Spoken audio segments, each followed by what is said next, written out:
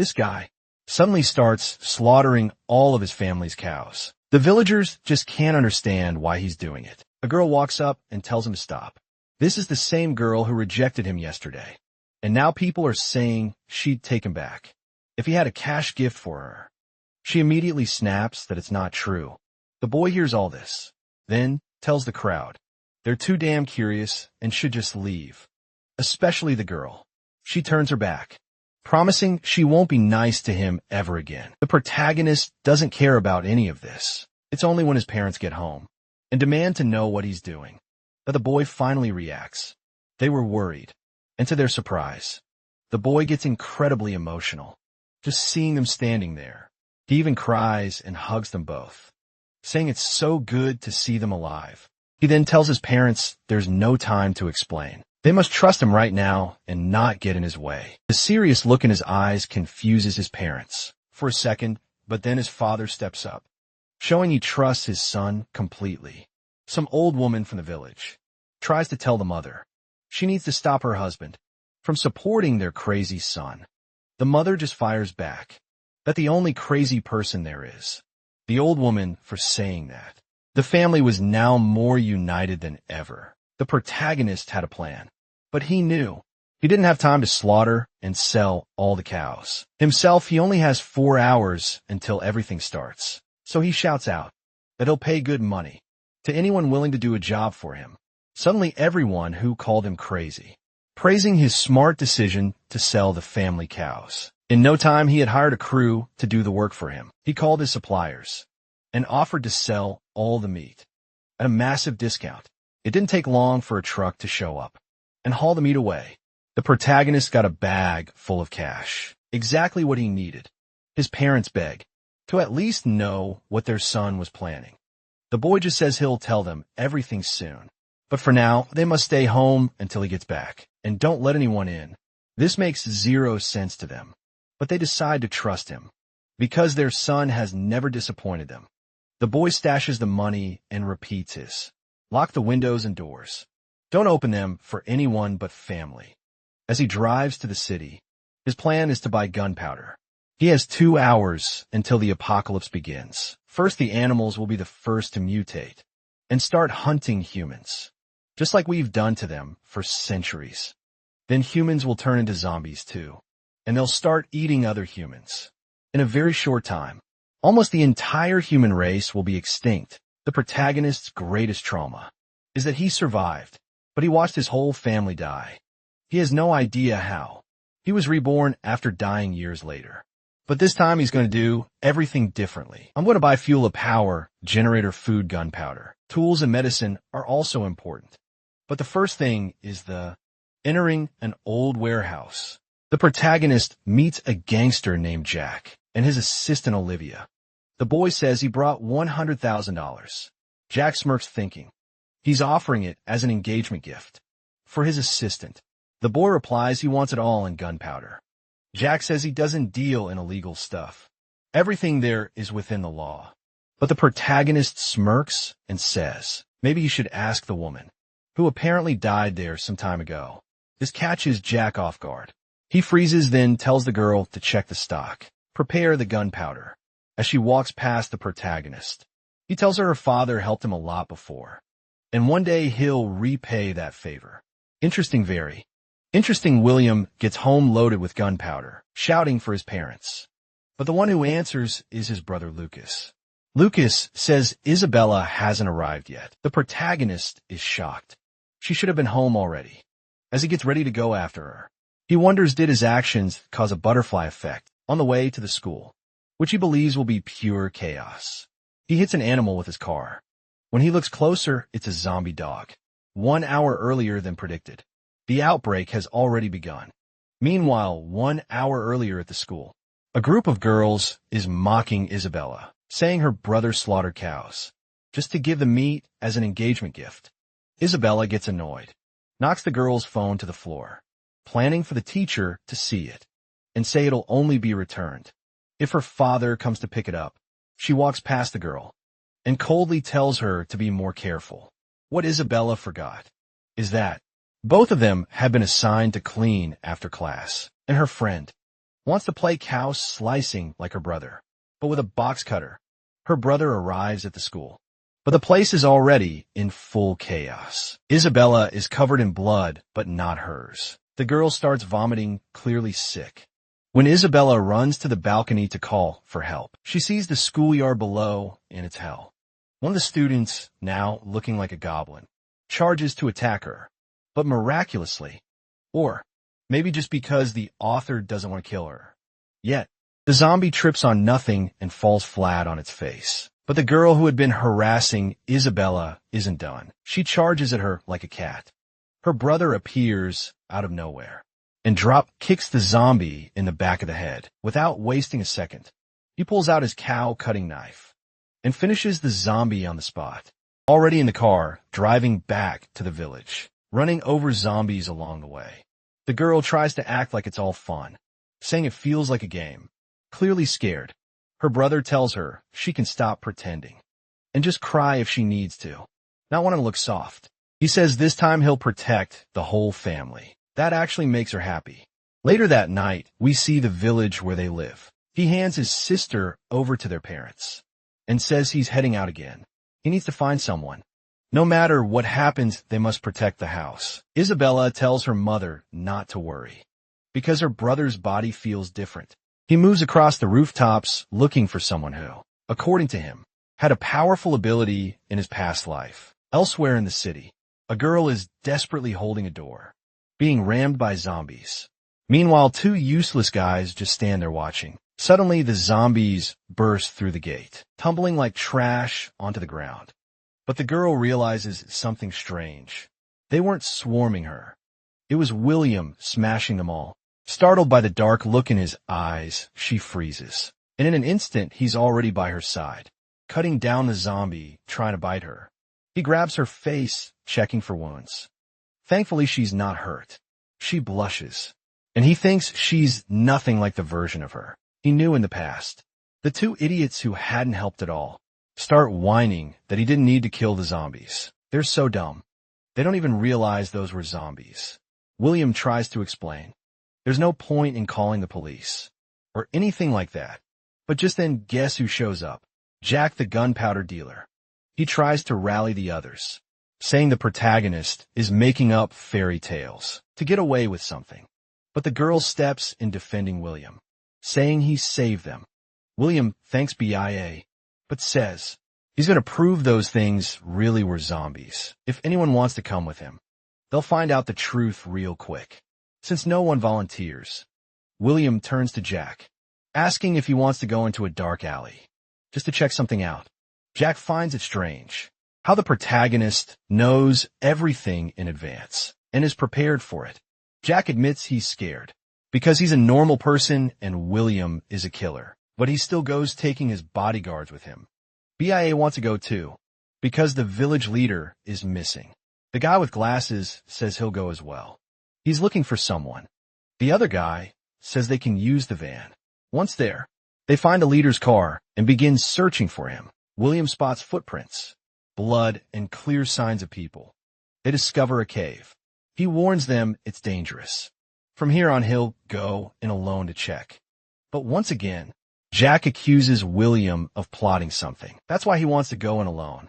The protagonist gets angry, saying Jack is seriously getting on his nerves, and if Jack wants to come inside with him to see if there's a body or something. Jack freezes, sensing the blood lust in William, and suddenly a zombie girl bursts out, running past the protagonist and charging straight at the group.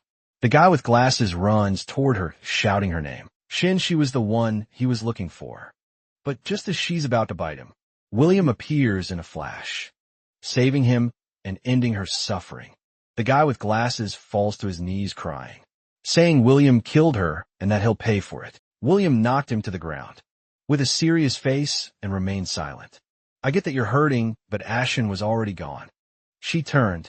I had no choice. I'm trying to keep the rest of us alive. Huang Tao staggered to his feet, his voice cracking with grief and rage. It's easy for you to say. What if I killed your family in front of you? Could you stay this calm? Then the words hit William like a slap. His mind flashed back to his past life. to the bodies of his loved ones lying cold and broken, soaked in blood. His breath caught. Then with a snarl, he grabbed Huang Tao and hoisted him into the air, like he weighed nothing. His eyes turned sharp as blades. This life no one threatens my family, and walks away. He raised his blade, and from his side, Jack's voice cut in with a mocking laugh. Well, look at you. Maybe you're not so different from the monsters. After all, at that instant, a strong hand slammed into William's wrist, stopping the strike. It threw him to the ground. A familiar voice growled snap out of it, dumbass. Standing above him, his face grim but steady, was his big brother Lucas. Lucas stared at Huang Tao, who was still lost in the agony of losing his wife. He suddenly shouted, "You saw what she became. No one wanted this. If you need someone to blame me. Her death is on me too. But right now you need to pull yourself together. You're a village leader, damn it. These people still need you." Huang Tao trembled, clenching his fists, then finally gave a slow, broken nod. The tension finally cracked. Just then a faint cry echoed from the cave. "Help someone, help!" It was the village chief's voice. But William froze, frowning. Something fell off. The tone was too controlled, too human. One of Jack's thugs rolled his eyes and scoffed. "What a bunch of scared babies. I'll go drag him out myself." With that, he strutted into the cave. He didn't make it far. A wet, slicing sound cut through the silence. His torso was split clean from his waist, blood spraying everywhere. A grotesque zombie dragged out his upper half, then casually flung it aside like trash. Behind it, dozens, no hundreds of glowing red eyes lit up the darkness. The horde had awakened. What William saw was far beyond what he had imagined. The number of undead pouring from the cave was absolutely staggering. Even if he could fight his way out, how could he protect both Summer and his brother? Thankfully, the William brothers had trained since childhood, under a retired military martial arts master. Their skills were nothing short of elite. Aim for the head. They're sensitive to direct light, William warned. The brothers moved in perfect sync, slashing and dodging, clearing the immediate area within minutes. Meanwhile, Jack had already scrambled behind a tree, too scared to even breathe. But deep within the cave, the same eerie cry for help echoed again. William and Lucas exchanged a glance. "You guys head back," William said firmly. "Too dangerous from here on out. You'll only slow us down." Then, without hesitation, the two stepped into the darkness. Not long, and William stopped abruptly. A corpse lay ahead, dried out like a husk heart, completely missing. That same voice called again, whispering unnaturally through the air. Lucas raised his flashlight, sweeping across the cave. Sitting with his back to them was the village chief, silent still, and then he snapped around. Pale face, empty eyes, and from his chest, tentacles began to unfurl. The creature lunged at them with terrifying speed. William reacted instinctively, slashing his blade toward its head. But the moment the blade struck, he knew something was wrong. It barely flinched. That wasn't a regular zombie. This was a mutant. In the next instant, tentacles whipped out and sent William flying into the cave wall. Lucas' flashlight beam caught the creature's face, and it screeched, recoiling violently from the light. They seized the moment and scrambled out of the cave, gasping for breath. Lucas turned to his brother, stunned. "What the hell was that thing?" William exhaled slowly. "I think we're looking at a cross-species infection. Some kind of genetic recombination between animals and humans. It's no longer just undead, it's evolved." He nodded toward the dark. "And that thing was a second-stage variant, probably once the village chief." William glanced up at the full moon. "Good thing tonight's bright. These things fear light. They won't come out easily." Lucas looked at him in disbelief. "Since when did you become a virologist?" "Guess I been one too many documentaries. Before the world went to hell." They were just about to head back, planning to return the next day, with proper gear to deal with the mutant, when suddenly, a swarm of glowing red eyes burst from the cave. It was a horde of mutated bats. The sky darkened in an instant, the moonlight swallowed by wings. Taking advantage of the chaos, the mutated zombie launched itself forward, like a cannonball, smashing Lucas with a brutal strike and sending him flying. One of its tentacles lashed out, shattering the flashlight William held. The creature's intent was clear. It had locked onto Lucas as its target. William gritted his teeth and pulled with all his strength. But it was useless. The monster's power was overwhelming, far beyond what any human could resist. Just as the creature's jaws were about to close around Lucas' hand, William was frozen in helpless horror. Then out of nowhere a car came speeding onto the scene. The door slammed open, and behind the wheel was BIA. She aimed without hesitation and rammed the mutated zombie, sending it flying. William didn't miss the opening. He rushed forward and struck the final blow, ending the creature's life for good. When they realized the monster was actually the village, Chief Bia was visibly shaken. Lucas exhaled deeply, his voice weary but sincere. You hadn't shown up when you did. We'd both be dead right now. But before they could catch their breath, William's face turned pale. He'd spotted it deep on Lucas's forearm, a clear bite mark. Lucas gave a faint, tired smile. I'm sorry, little brother. You'll have to take care of the family now. And as for what comes next, I don't need to say it, do I? Those words tore through William like a blade, because deep down, he already knew he would have to be the one to end his brother's suffering. Staring at his infected brother, William was overwhelmed with guilt.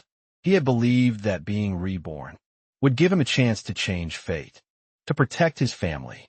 So why was history repeating itself?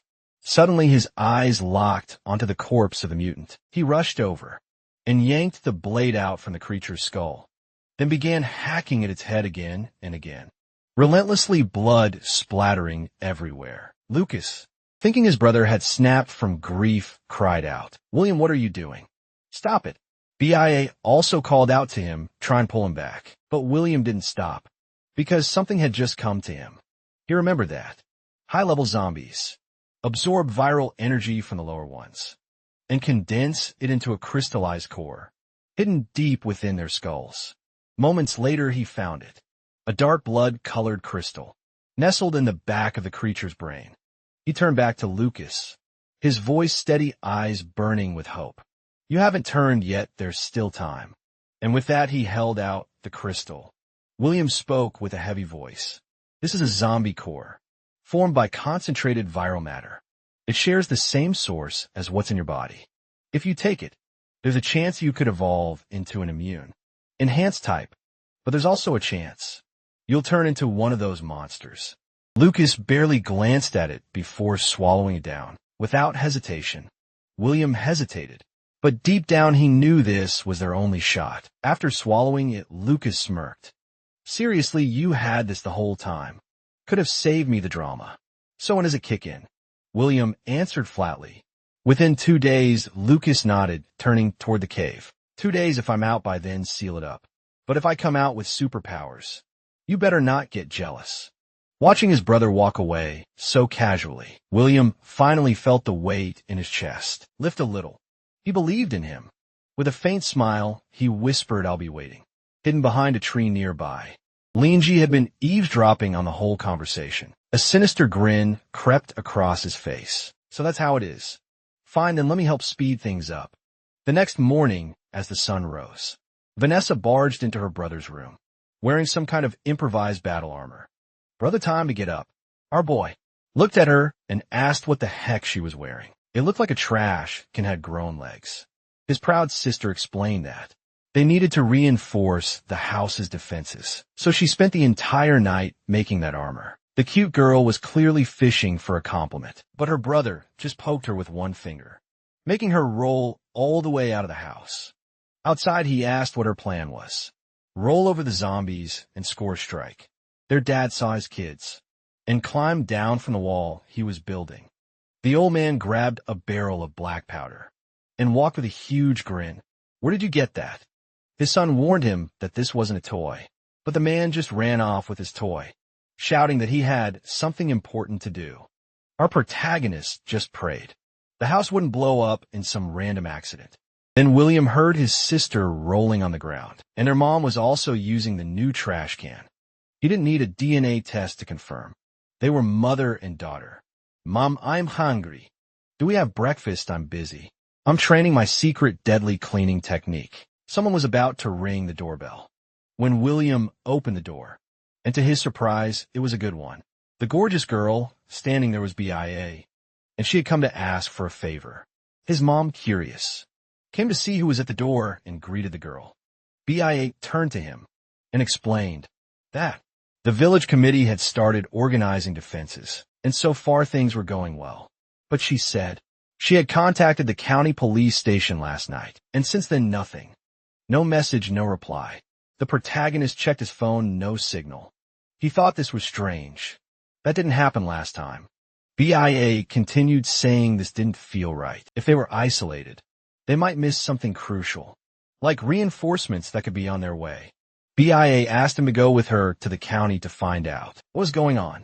Our boy stayed silent, clearly worried about her request. Seeing his hesitation, BIA bowed her head and said she knew his brother went through hell yesterday, and now she was asking him to risk himself again. But the girl believed this was important.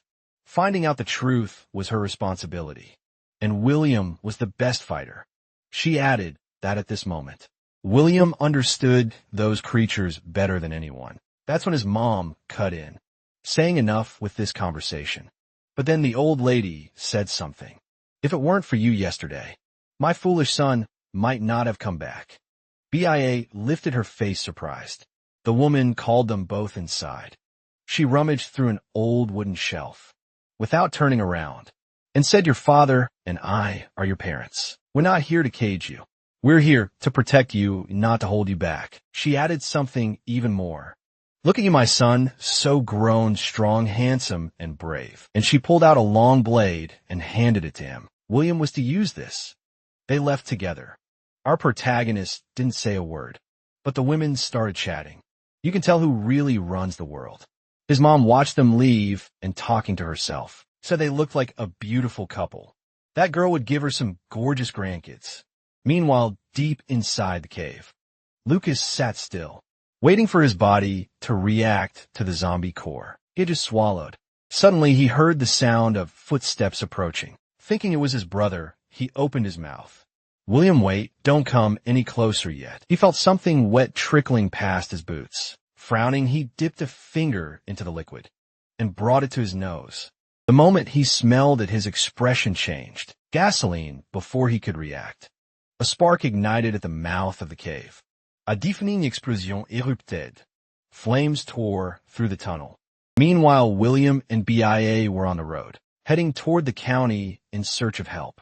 BIA sat in the passenger seat, staring nervously out the window, softly humming a tune completely off-key. William glanced sideways and couldn't help but think, wow, she really is tone deaf. Noticing his stare, BIA blushed slightly and muttered, sorry I hum when I'm nervous. I know I sound terrible. But William wasn't laughing. In fact, he felt a strange warmth. She was clearly scared, yet still forcing herself forward. Yet he thought that's a BIA I know. With so many unexpected variables this time around, he realized he couldn't rely solely on memories from his past life and her sensitivity to zombies. That was something he had to trust. Without warning, he said, you should come stay at my place. She froze, turning to look at him, cheeks slightly flushed. Why would I do that? She asked softly. William didn't even notice the change in her tone. He was still caught in his thoughts. If I told her about her future powers, she'd never believe me. So instead, he just said plainly, because I need you safe. I can't afford to lose you.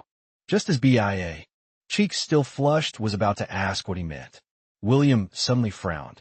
Up ahead, the road was completely blocked by a massive landslide. They quickly got out of the car to inspect, looking at the mountain of debris. BIA sighed in frustration. There's no way we're getting to the county like this.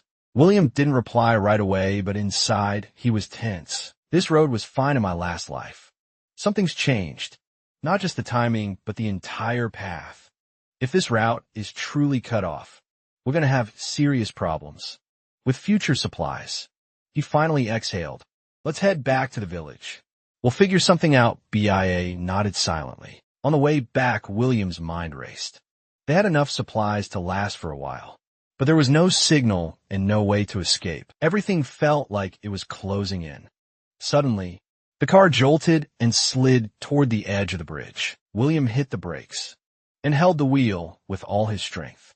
The tires screeched, stopping the car just inches from falling. Both of them jumped out to check what happened. BIA noticed a spike strip on the road. William warned her not to approach. It was clear that it had been placed there on purpose. A mocking voice came. From above, they looked up and saw Jack, crouched on the bridge railing, spinning a pistol in his hand. William stared at him in silence, while Jack accused him of taking out half his crew the night before. As the leader, he wasn't going to let that slide. He jumped down and began walking toward them. William remained calm, telling him that if he wanted revenge, he should fight zombies, not them. Jack ignored it and kept mocking him, calling him scared. That was the breaking point. He snapped, threatening to kill Jack, while William calmly placed his hand on his blade, daring him to try. Right when the tension reached its peak, Jack pointed the gun and shot BIA. She fell to the ground, with blood spreading across her shirt. William froze and shouted Jack's name. Jack laughed, saying this was exactly what he wanted, to make William feel pain. He added that hurting the ones you care about is the best way to break you, mocking William for not having the courage to finish off his bitten brother the night before, claiming he blew up the entire mine himself. The words hit William like a thunderstrike. His eyes turned bloodshot, and with a furious cry, he unsheathed his blade and charged at Jack. Jack smiled, wickedly ready to shoot. But before he could pull the trigger, a dark shape burst from the trees. A zombie wolf, a tier 2, sank its fangs into Jack's arm and tore it off. He collapsed, screaming in agony, while William stopped, stunned by the sudden attack. Back at the village, Isabella sat on a rooftop, legs swinging, as she wondered why Second Bro and Luna weren't back yet. Suddenly loud banging echoed from a gate. Someone shouted, asking if William was there. Isabella leaned forward and saw Huang Tao and Uncle Neo. She said her brother wasn't home, and asked what was going on. Huang Tao pointed toward the distant ridge, and told her to look. Isabella grabbed her phone, and switched on a flashlight. When the beam hit the hillside, her face went pale. A sea of undead was pouring down the slopes. Countless zombies moving like a black wave, straight toward the village. Meanwhile, Jack lay on the ground, blood pooling beneath him. Barely conscious, he muttered through clenched teeth, questioning if this was really how it ended. The zombie wolf turned its bloodshot eyes toward William. His instincts told him this was bad.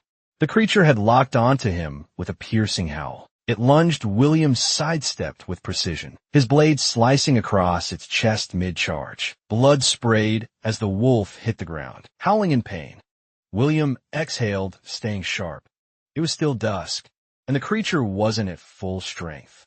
But once night fell, he knew they wouldn't stand a chance. Then guttural howls erupted from the forest. His heart skipped a beat.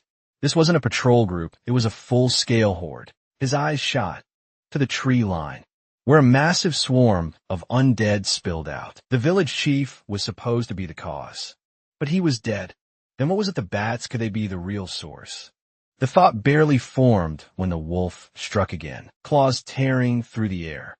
William twisted away at the last second, heart pounding. The beast was still this fast, even after that wound. He watched in disbelief as the slash on its chest healed rapidly. Before he could react, the wolf charged, once more, jaws wide. Deep inside the cave where Lucas had been buried, the ground trembled. Rubble shifted as a low rumble grew louder. A blast tore through the rocks, and from the smoke, Lucas stepped out. His body glowed with a faint red hue, and a cold, warped grin spread across his face. On the bridge, BIA stood frozen, eyes wide in horror, as the zombie wolf clamped its jaw toward William. She whispered, begging it not to happen.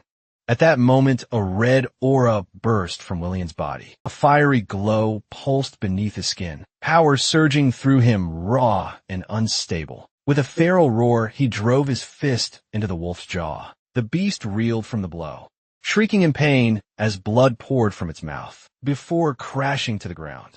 William didn't hesitate. Eyes glowing red, he leapt forward. He raised his blade high and brought it down. In one clean stroke, the wolf was split in two. When the dust settled, BIA stared at him in disbelief, her voice barely audible as she said his name. William turned to her with a faint smile. "I'm here." Then William collapsed to one knee, completely drained. BIA let out a quiet laugh, relieved he was still standing. He glanced at the mangled remains of the beast, and then back at him, calling him insane. Though she admitted it no longer surprised her. Deep down, she had already started to believe he could fix anything. William looked at his hands, feeling the strange power still pulsing under his skin, wild yet somehow contained. He questioned where it came from, wondering if this was an awakening. But something didn't add up. In his past life, no one awakened without a crystal core, and he had never used one. The thought was cut short as the undead closed in fast. He stood up, expression hardening. This wasn't the time to think. They had to move now. Surrounded by enemies, staying meant death. Noticing Bia's injured leg, he stepped in without hesitation. She couldn't run like that, so he decided to carry her. Despite the pain draining the color from her face, she gave a determined nod. The snarls of the approaching zombies grew louder, cutting through the air like blades. William acted instantly, hoisting BIA onto his back and sprinting toward the village. With everything he had, the outline of the village finally came into view, but the dead were closing in, their numbers overwhelming. Even if he fought them, there was no way to keep Luna safe amid the chaos. Just as the horde closed the gap, a thunderous roar erupted in the distance. A vehicle tore through the undead, crushing everything in its path. It was a customized off-road truck, fire blasting from its exhaust as it burned a path through the horde. The driver spun the wheel hard, sweeping the tail of the vehicle wide and torching zombies left and right. The truck skidded to a stop. The window rolled down, revealing William's father, cigarette between his lips and a grin on his face. He shouted over the noise that he had his son's back. From the passenger seat, Willie Emming waved enthusiastically, ready to light things up. Once everyone climbed in, William's father slammed the gas, speeding toward the village. As more undead swarmed behind them, he ordered a fire. 3 of the William-style dragon bombs. Willie Emming quickly obeyed, tossing 3 homemade firebombs out the window. Explosions erupted, flames consuming dozens of zombies, though some kept running even while burning, still chasing them while on fire. The creatures pushed forward. William's father snorted, saying they would finish this. He tossed a powder barrel out the window and flicked his cigarette into it. The explosion lit up the road, engulfing the horde in a wall of fire. In the back seat, William clapped, impressed by the chaos at the front. William and BIA exchanged a glance, unsure if they should feel relieved or even more worried. These people might be crazier than the monsters. Themselves suddenly remembering the first aid kit, William reached under the seat and pulled it out. As he opened it to grab bandages, Williamson snatched them from his hand. "Hey, you can't just touch a girl's leg like that. Unless there's something going on between you two I should know about." BIA let out a quiet laugh, cheeks flushed. William rolled his eyes and muttered internally that she was always causing trouble.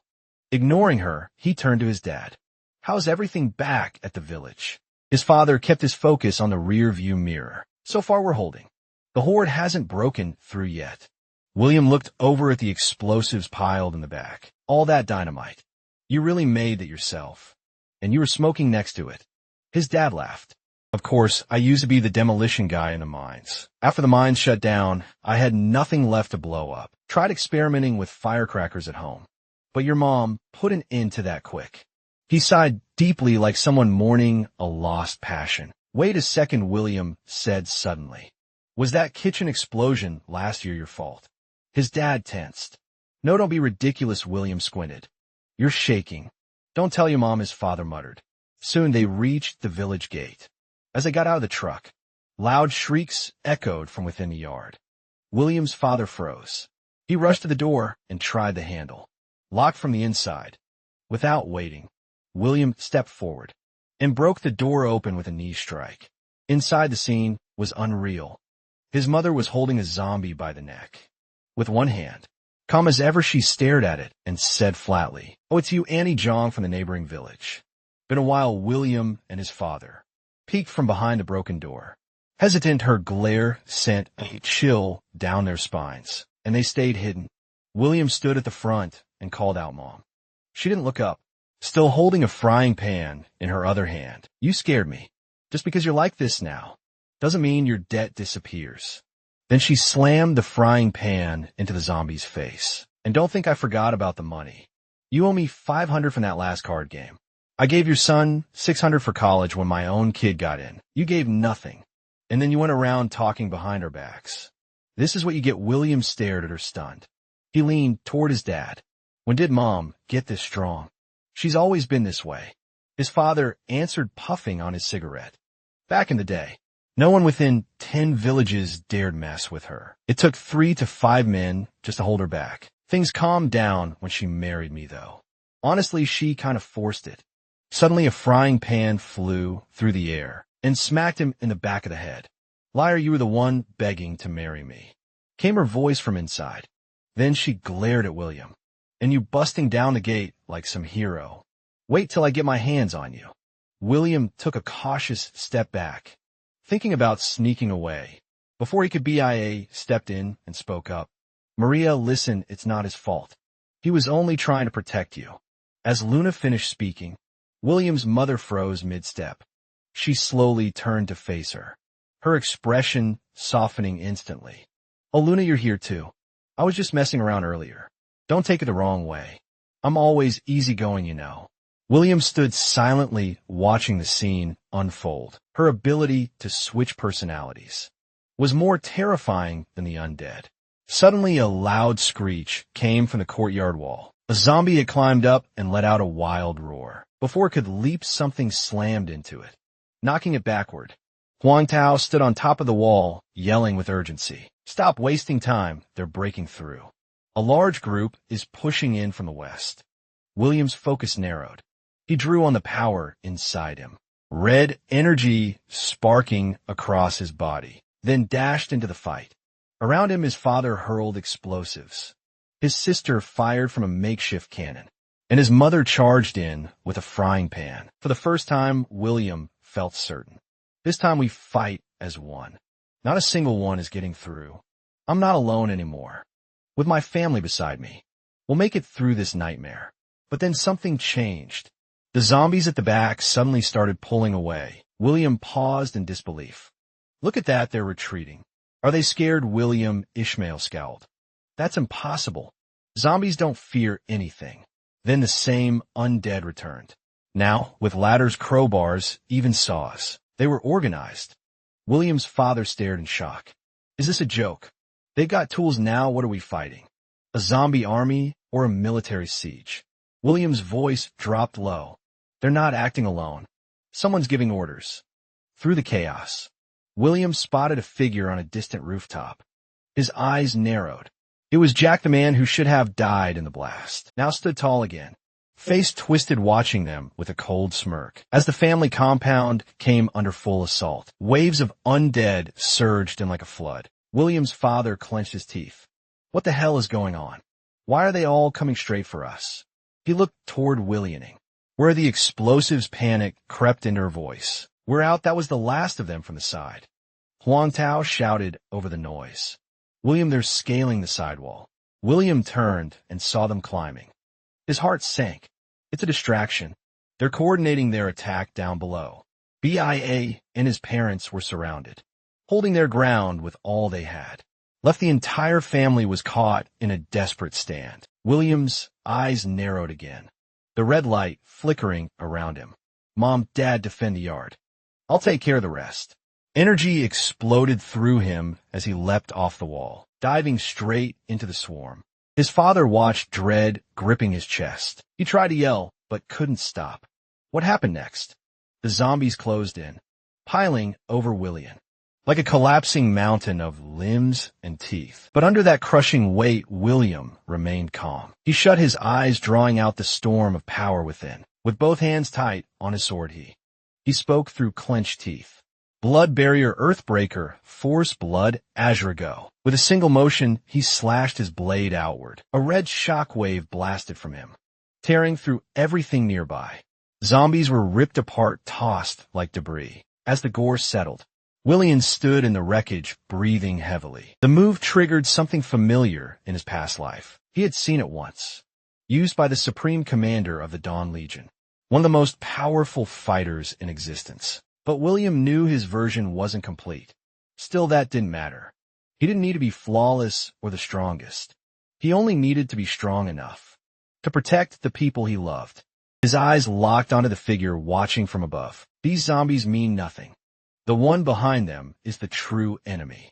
If I want to end this, I have to cut off the head. Another wave rushed him. But William grinned, red eyes glowing bright. You really think this kind of garbage can stop me? As the words left his mouth, a massive roar erupted from behind. A chill passed through him. He turned just in time to see a zombie lunging at BIA. Before it made contact, his mother swung her frying pan, striking it hard and sending it flying. She ran to Luna, immediately voice full of concern. Are you hurt? Did it bite you? Still catching her breath, Luna shook her head. No, I'm all right. Maria, where's William? He jumped into the crowd a second ago. From nearby, Williamson called out, I saw him. He looked like a superhero cutting through everything. He'll be okay. But as she finished speaking, the ground shook with a loud boom. She froze slowly. She turned to see the aftermath. In the middle of crushed stone and swirling dust, William lay on the ground, battered and covered in blood, struggling to stand. He shouted with all the strength he had left. Stay back, don't come any closer on. Standing in front of him was a monstrous zombie bear, towering over everything twice the size of a truck. Its body bristled with steel spikes, eyes glowing like embers. Each breath hissed like steam from metal. It wasn't observing, it was stalking. William's body trembled, pain surging through every limb. But he refused to stay down. With fists clenched, he kept his gaze on the beast. This is on me. I'm the one who has to deal with it. I won't let anyone else get hurt, not this time. His eyes ignited once more, as he unleashed every last drop of power he had left. A storm of blood, red energy surged around him, like wildfire. He stood firm in front of the monstrous bear, teeth clenched. If I have to die today, I'll die protecting my family. From the courtyard, his father, mother, and sister cried out in panic. William fall back, but William didn't move an inch. The giant zombie bear roared and lunged, its claws swinging down like a guillotine. William dodged to the side just in time. But before the claw could hit, a loud crash echoed, followed by a familiar voice. Well, so you can use this kind of power too. And here I thought you were slacking. The dust cleared, revealing William Ming, calmly blocking the bear's claw with one hand. Sorry for the wait, little brother. William's eyes widened in shock. Enjoy, big bro. William Ming stretched his shoulders with. Took me a bit of time, and the mountains did. With a twist of his arm, William Ming hurled the giant bear through the air. It flew like a derailed freight train, smashing into a pile of ruins with a deafening boom. William Ming shook off the dust and smirked, still breathing tough. Hide this oversized hamster. William Ming turned back calmly and said, I've got this. Go handle what only you can. William smirked, eyes cold as steel understood. He slowly turned, locking eyes on Jack, still standing atop the distant rooftop. Memories of his past life flooded back, his family dying in front of him, his own helpless screams in the night. The bitterness, the rage, the endless nightmares. This time with power in my hands. Destroy everything that threatens them. William stepped forward, his voice cold and sharp. Jack, so you're still alive. Jack turned slowly, his once severed arm now replaced with a grotesque, wolf-like claw. He let out a low, rasping laugh. You're talking to someone else now. The old Jack is dead. He grinned, eyes, wild fangs exposed. This body is broken free from the limits of humanity. I'm part zombie, part man. Intelligence and control all in one. I command the horde. I keep my mind in this apocalypse. I am king. Below, the zombie horde swarmed toward the building. Jack stood tall, eyes closed, basking in the surge of dark power flooding his body. He smirked. You know, William, the first really ought to thank you. I've been thinking, how should I repay you for such a gift? And I finally decided. Shing. He didn't even get a finish to a single flash of steel. William's blade came down hard. Jack's head split clean down the middle. Blood sprayed like a geyser. William sheathed his sword with a cold expression, still the same coward, just with a louder mouth. And you think you're fit to be king? He turned away, eyes scanning the battlefield. Now that Jack's gone, Big Brother should have less pressure on his end. Then a chilling laugh echoed from behind. How was that it? William froze, slowly turning back, only to see Jack's body rising again. Gash in his skull, knitting itself back together, flesh pulsing, bones snapping back into place with sickening cracks. Linji's eyes now glowed a feral red that he grinned, voice deeper, more monstrous. Face it, William, your blade can't kill me. William's eyes widened. He instantly raised his blade, placing it firmly before his chest. That he inherited the zombie wolf's regeneration. We have to end this now. But before he could strike, Jack appeared beside him like a shadow. His voice oozed into William's ear like venom. We're the same, William. This is our era. Join me, the dead will serve us, the living will feed us. Humanity will kneel as livestock beneath our rule. He gestured toward the swarming hordes. I even brought you a little gift. You cleared out those inferior bloodlines around you. How's that for a warm welcome? Down below, the zombie tide had already reached the walls. Inside the courtyard, William's parents stopped. Bing, bing. And the others were struggling to hold the line. From the side, Uncle Neo, shouted William. The west side's collapsing. William's father panted, sweat pouring down his face. Hold a little longer. Xiao Shu and William, they'll finish this soon. But before he could even catch his breath, boom. A massive crash shook the ground. The giant bear's corpse landed beside him, picking up a cloud of dirt and blood. From behind the wall, William Ming's voice rang out with a hint of mischief. Man, this guy really could take a beating. Now let's use him to patch the hole. Yeah, William's father turned quickly, relieved and tense. Xiao Shu, how's your brother? Is William all right? William Ming looked at the zombies, closing in from every direction. Jack clenched his jaw. There was no way to break away now. Turning to his father, he said firmly, Don't worry, William has more potential than I ever did. He'll finish this. Meanwhile, William was once again struck by Jack, sent flying, crashing into the earth with a bone-crunching thud. Dust exploded outward. He lay there, blood dripping from his mouth, body battered. Jack stepped down, crouching atop the rubble with a wicked grin. Tessek, disappointing, this is all you've got, William, still. Bend knee now, and I'll forgive you for raising your blade against your king. But before the words had even left his mouth, slash. A crimson flash streaked through the air. William surged forward, his blade cleaving into Jack's chest, sending him flying through 3 stone walls. Dust still swirling. William stood tall, eyes sharp, voice cold. Humans don't walk with beasts, especially not ones that bear their fangs at my family. He marched toward the crumpled figure in the rubble, sword still dripping with blood. And with a voice like judgment, he declared, Jack, there's only one thing left for me to do. Kill you. Linjai's chest wound began sealing up almost instantly. Standing tall, he licked William's blood from his claw, voice cold and menacing. Is that so? What a shame, William. Then I hereby sentence you to death. In a flash, he lunged forward. His claw came down like a falling guillotine, slicing through the air with terrifying force. William barely raised his blade in time. Clang sparks exploded on impact, he faster, stronger. William's arms trembled from the force. I can't hold this much longer. Blow after blow rained down. Lin Ji was relentless.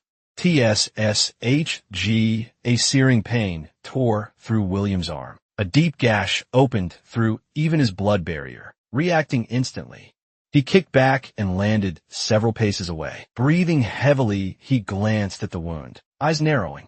Even my blood azure shield can't hold anymore. I'm reaching my limit. Across the battlefield, Jack sneered, licking his claw. Impressive, William, you dodged that. I really thought I'd be admiring your intestines by now. William felt his strength draining, his vision slightly blurring.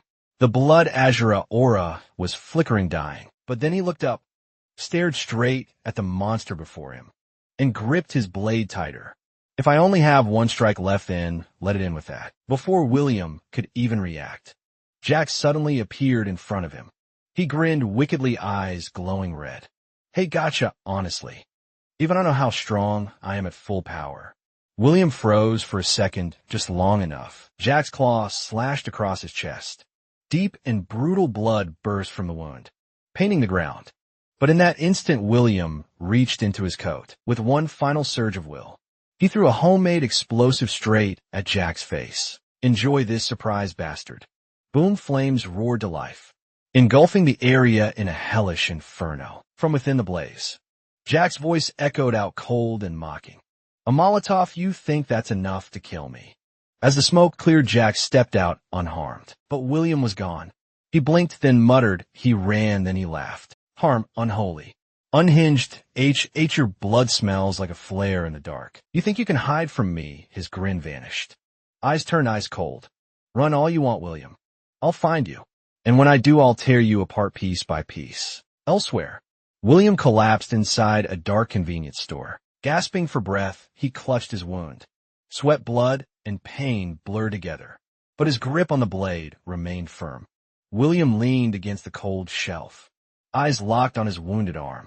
The bleeding had stopped, not healed entirely, but enough. He felt a flicker of surprise. Blood Azura can heal, but his relief was short-lived. His energy was nearly gone. Just one move left, one last chance.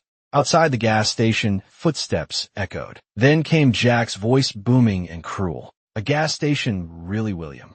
Some people die with no taste. You chose your coffin like a peasant.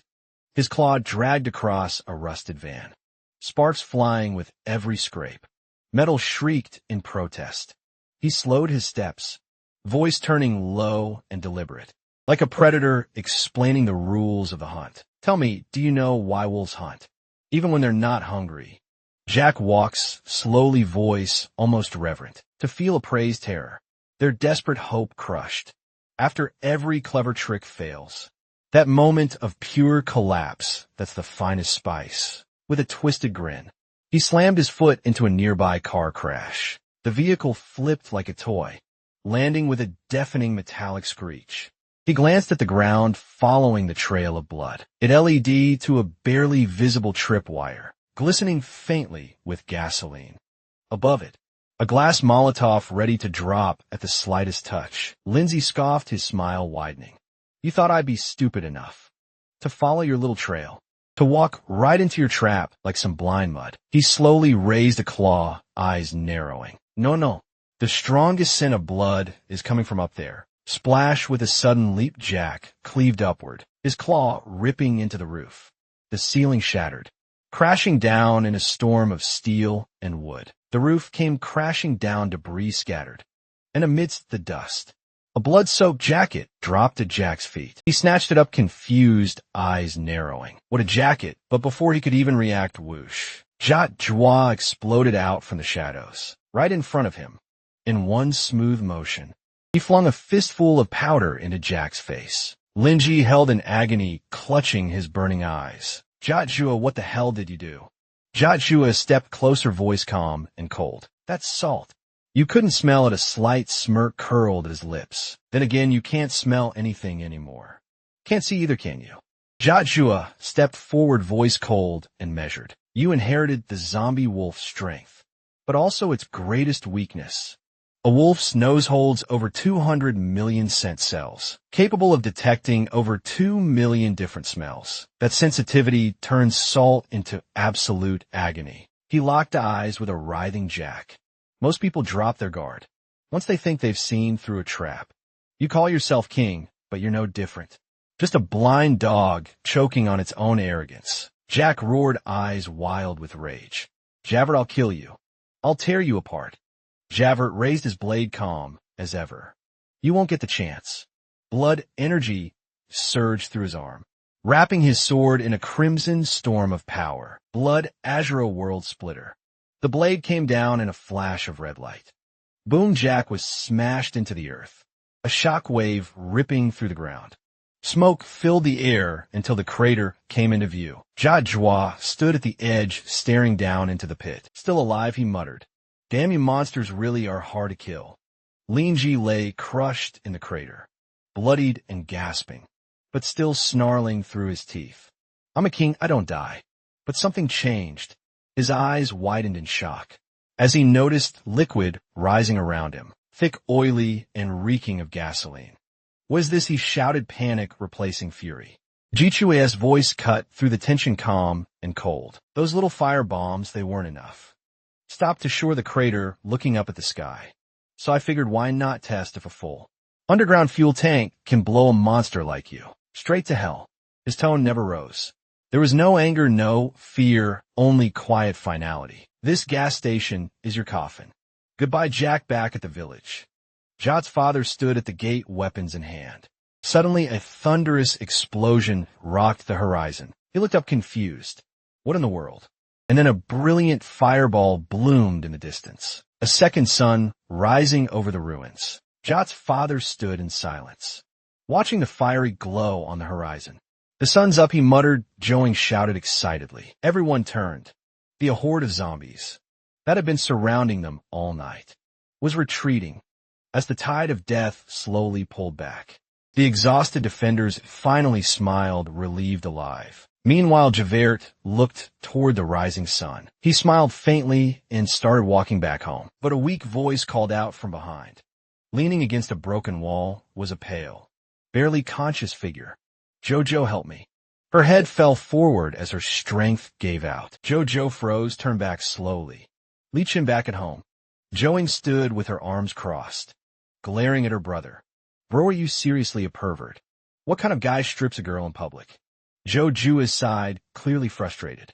I was just checking if Li Chin had been bitten. You can't just bring someone home because they look okay. Too many groups were wiped out for that exact mistake. He added almost defensively. And I wasn't wearing a shirt either. So technically it was fair. Jojo rolled her eyes. That just makes you sound more like a creep thing. I stopped you in time if Icy had seen that. Jojo opened his mouth to respond. But before he could, the nearby door creaked open. See how Luna stepped out calmly. She's fine, she said. I checked her. Just exhausted both mentally and physically. She'll wake up soon. She paused, glancing at the two. Why do you both look so weird? Joing coughed, forcing a smile. Nothing, we're just glad you're okay. I see One turned toward her. A hint of warmth in his voice. Thanks for everything. See how Luna lowered her gaze quietly. I didn't really do anything. You're the ones who did all the hard work. After a short rest, Huang Tao, Uncle Neo, and Luna prepared to leave. They wanted to check the village for any more survivors while it was still daylight. Part of their duty as members of the village council. Just before they left, Joe called out to Luna, seeing the guilt in her eyes. Luna, don't blame yourself. No one can stop a zombie tide in advance. We can't save everyone. But as long as we're alive, there's still hope. Luna turned back, smiling gently. I know, thank you. From a car, Joe Ming chuckled. Not bad, little bro. You're finally learning how to talk like a human being. Zhou Jiyue watched the group drive off, murmuring. This time the ending's finally different. Zhou Ming raised an eyebrow. What are you talking about? I'm at your EQ, but never mind. He sighed, then nudged the ignition. Let's move, we still need to deal with these bodies. The two drove toward the mountains and got to work on the final cleanup. Standing before the burning corpses, Joe Juan spoke quietly. These mutated corpses have to be incinerated. If animals eat them, we might be looking at the next disaster. Zhou Ming clapped the dust off his hands and grinned. Well, looks like we can finally go home and get some real sleep.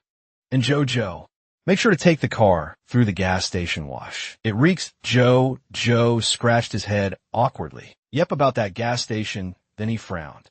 Wait a sec, why me? Zhou Ming slung an arm around his shoulder with a smirk. Because I'm your big bro.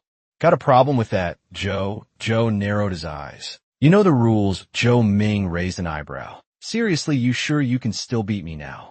Joe Juan scoffed. Please, I've never lost a ghost tag. They quickly set it up. Zhou Ming was the ghost hunter. Joe Juan played the ghost. The rules were simple.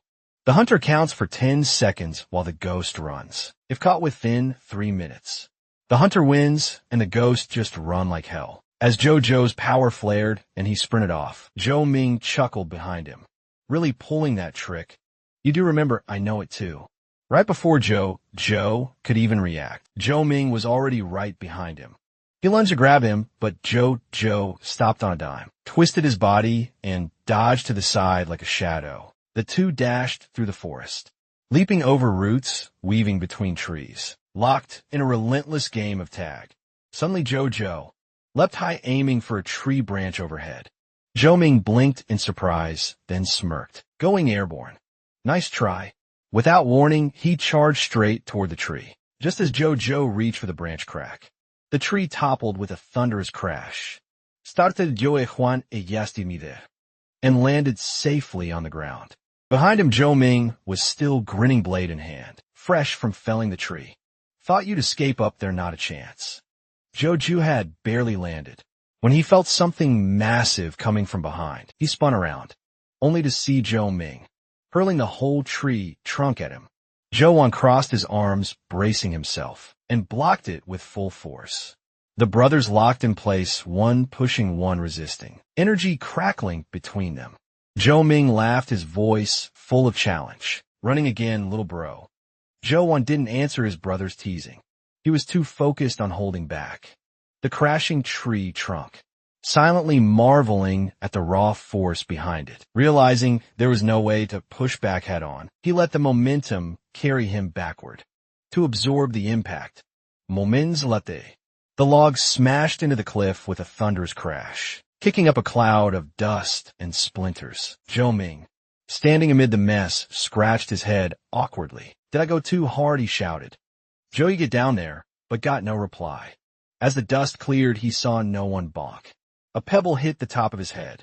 Joy Chua's voice floated down from above. Time's up, ghost wins this round. Joy Ming looked up at the cliff and called out. When did you get up there, you sneaky brat? Joy Chua jumped down, lightly grinning. When I leaned back against the cliff to absorb the impact, I figured out a lot about how our powers work. Zhou Ming nodded. I got mine from absorbing a zombie core. You too right. Joe Jua rolled his shoulders and replied casually. Something like that, though, in his mind, he added. Technically, it was in my previous life, then aloud. But I think my ability is a bit different. I can tap into other people's powers. Zhou Ming blinked in surprise. You mean you can use my powers like copy them? Not just coincidence. Zhou nodded, something like that. Your ability, Blood Bastion, right? It boosts physical strength, speed, and defense. Plus that crimson aura around. You can block most physical attacks. Based on our little scuffle, I think I can replicate about 70% of it. Zhou Ming raised an eyebrow. 70%, and I still lost, damn. That's not all, Joe Jua added. I think I can assess your abilities in a pretty detailed way. Zhou Ming blinked. Hold on, are we talking RPG character stats now? Like you got a personal interface or something? Not exactly, Joe, Juan said, flexing his fingers. It's more of an instinct. Like I can feel the numbers behind a person's strength. If the average adult stat is 20, your power and agility would be around 90. Your endurance, maybe 95. As for intelligence, Zhou Ming interrupted, grinning. Don't tell me this thing makes me smarter too. Joe Juan is mirkith. More like 0. Honestly, watching you wrestle with a tree stump was kind of painful. Yo Ming Triv. An arm around his shoulder with a mock snarl. Careful, kid. My 0 IQ might still knock your teeth out. Then he suddenly remembered something. Oh right, the zombie bear's core crystal. I stashed in your drawer. Might come in handy later. Unaware of the lurking danger. The brothers' conversation was completely overheard by a hidden figure behind the trees. Late at night, while Joe Jewel was sound asleep, a shadowy figure crept silently into his room. Zhou Ming found the crystal core in the drawer, his eyes lighting up with excitement as he chuckled. I finally got my hands on a superpower. The next morning, Joe's mom, planning stock up on supplies, told Joe, you ought to go plow the field under the blazing sun. Jujua was sweating bullets as he toiled away, grumbling inwardly. Seriously, big bros, just chilling. And I'm stuck doing all the grunt work. Mom's favoritism is real. Helpless Jujua quietly activated his cheat skill, unleashing his power to continue plowing faster. Not far away, Li Qian was hiding in a corner, dressed in a crisp white shirt, nervously holding a cup of water. After a brief internal struggle, she took a deep breath and finally stepped out, with a big smile plastered on her face. She called out sweetly. Joshua, there you are. I've been looking all over for you. Joshua was busy scrubbing off the zombie blood, flattered across the wall, hearing footsteps behind him. He glanced over his shoulder, seeing who it was. He asked calmly, Li Qian, are you feeling better? Li Qian stood sweetly to the side, flashing a charming smile as she replied, I'm much better now. Thank you, Joe, when you saved my life. Jo-won responded with indifference. I was just keeping a promise. No need to thank me. Unbothered by his coldness, Li Qian casually unscrewed her water bottle, pouring herself a cup, as she smiled and said regardless, still a debt of gratitude. She hesitated for a moment, then added softly, so, could you maybe help me out a bit more in the future? Despite her eager tone, Jo-won answered firmly no. Li Qian looked stunned, her voice trembling slightly. But why without turning around? Jo once said coolly, I already told you. This favor was repaying the kindness your father once showed my family. Now we're even. Jojo spoke calmly but firmly. I have neither the responsibility nor the obligation to keep helping you. Hearing this, Li Qian lowered her head, her voice barely a whisper. I understand, finishing the last bit of cleaning. Jojo stood silently in front of the now spotless wall, feeling the energy stirring inside him. He muttered too, looks like this blood butcher. Power isn't exactly fit for farming yet. Gotta train more and improve my control. Just then there was a rapid knock at the front door. Juju quickly opened it, frowning slightly as he asked what's going on inside. BIA and the others had gone searching for survivors, sat quietly on the sofa, heads hanging low. Jocho looked at them, his expression darkening. There's no one left alive in the village. BIA bit her lip, sadness flashing in her eyes. Sorry, we. But before she could finish, Jua interrupted firmly. No, this isn't your fault. You can't stop a corpse tide just by being prepared. The fact that you risked your lives to search the entire village. You've already done more than enough. After a long silence, Uncle Neo finally spoke up. So what do we do next, Joe? Jewel replied, calmly simple. Take a shower, get some rest. Then we'll have dinner together. His gaze was steady as he added, no matter what, we're still alive. After cleaning up, BIA came out wearing Isabella's spare clothes. He tugged awkwardly at the outfit and muttered, these clothes feel a bit tight. Do I look weird? Just then Joe's mom called from the kitchen. Luna, come quick. Dinner's ready, BIA hurriedly answered. Coming, Annie, thank you. At the dining table, Joe's dad and the others were chatting and laughing, warmly seeing BIA approach. Joe's mom smiled meaningfully and said, Luna, come sit next to Joe Dua. Bia nodded sweetly okay. Off to the side, Olivia watched the lively, close-knit scene, her smile growing stiff, as an uncomfortable look crossed her face. Once everyone had taken their seats, Joe's dad raised his glass and said solemnly, all right, everyone's here. He looked around the table and continued, you all know the situation. We're the only survivors left in Qinshan village. We have no idea what's going on outside, and communication is still down.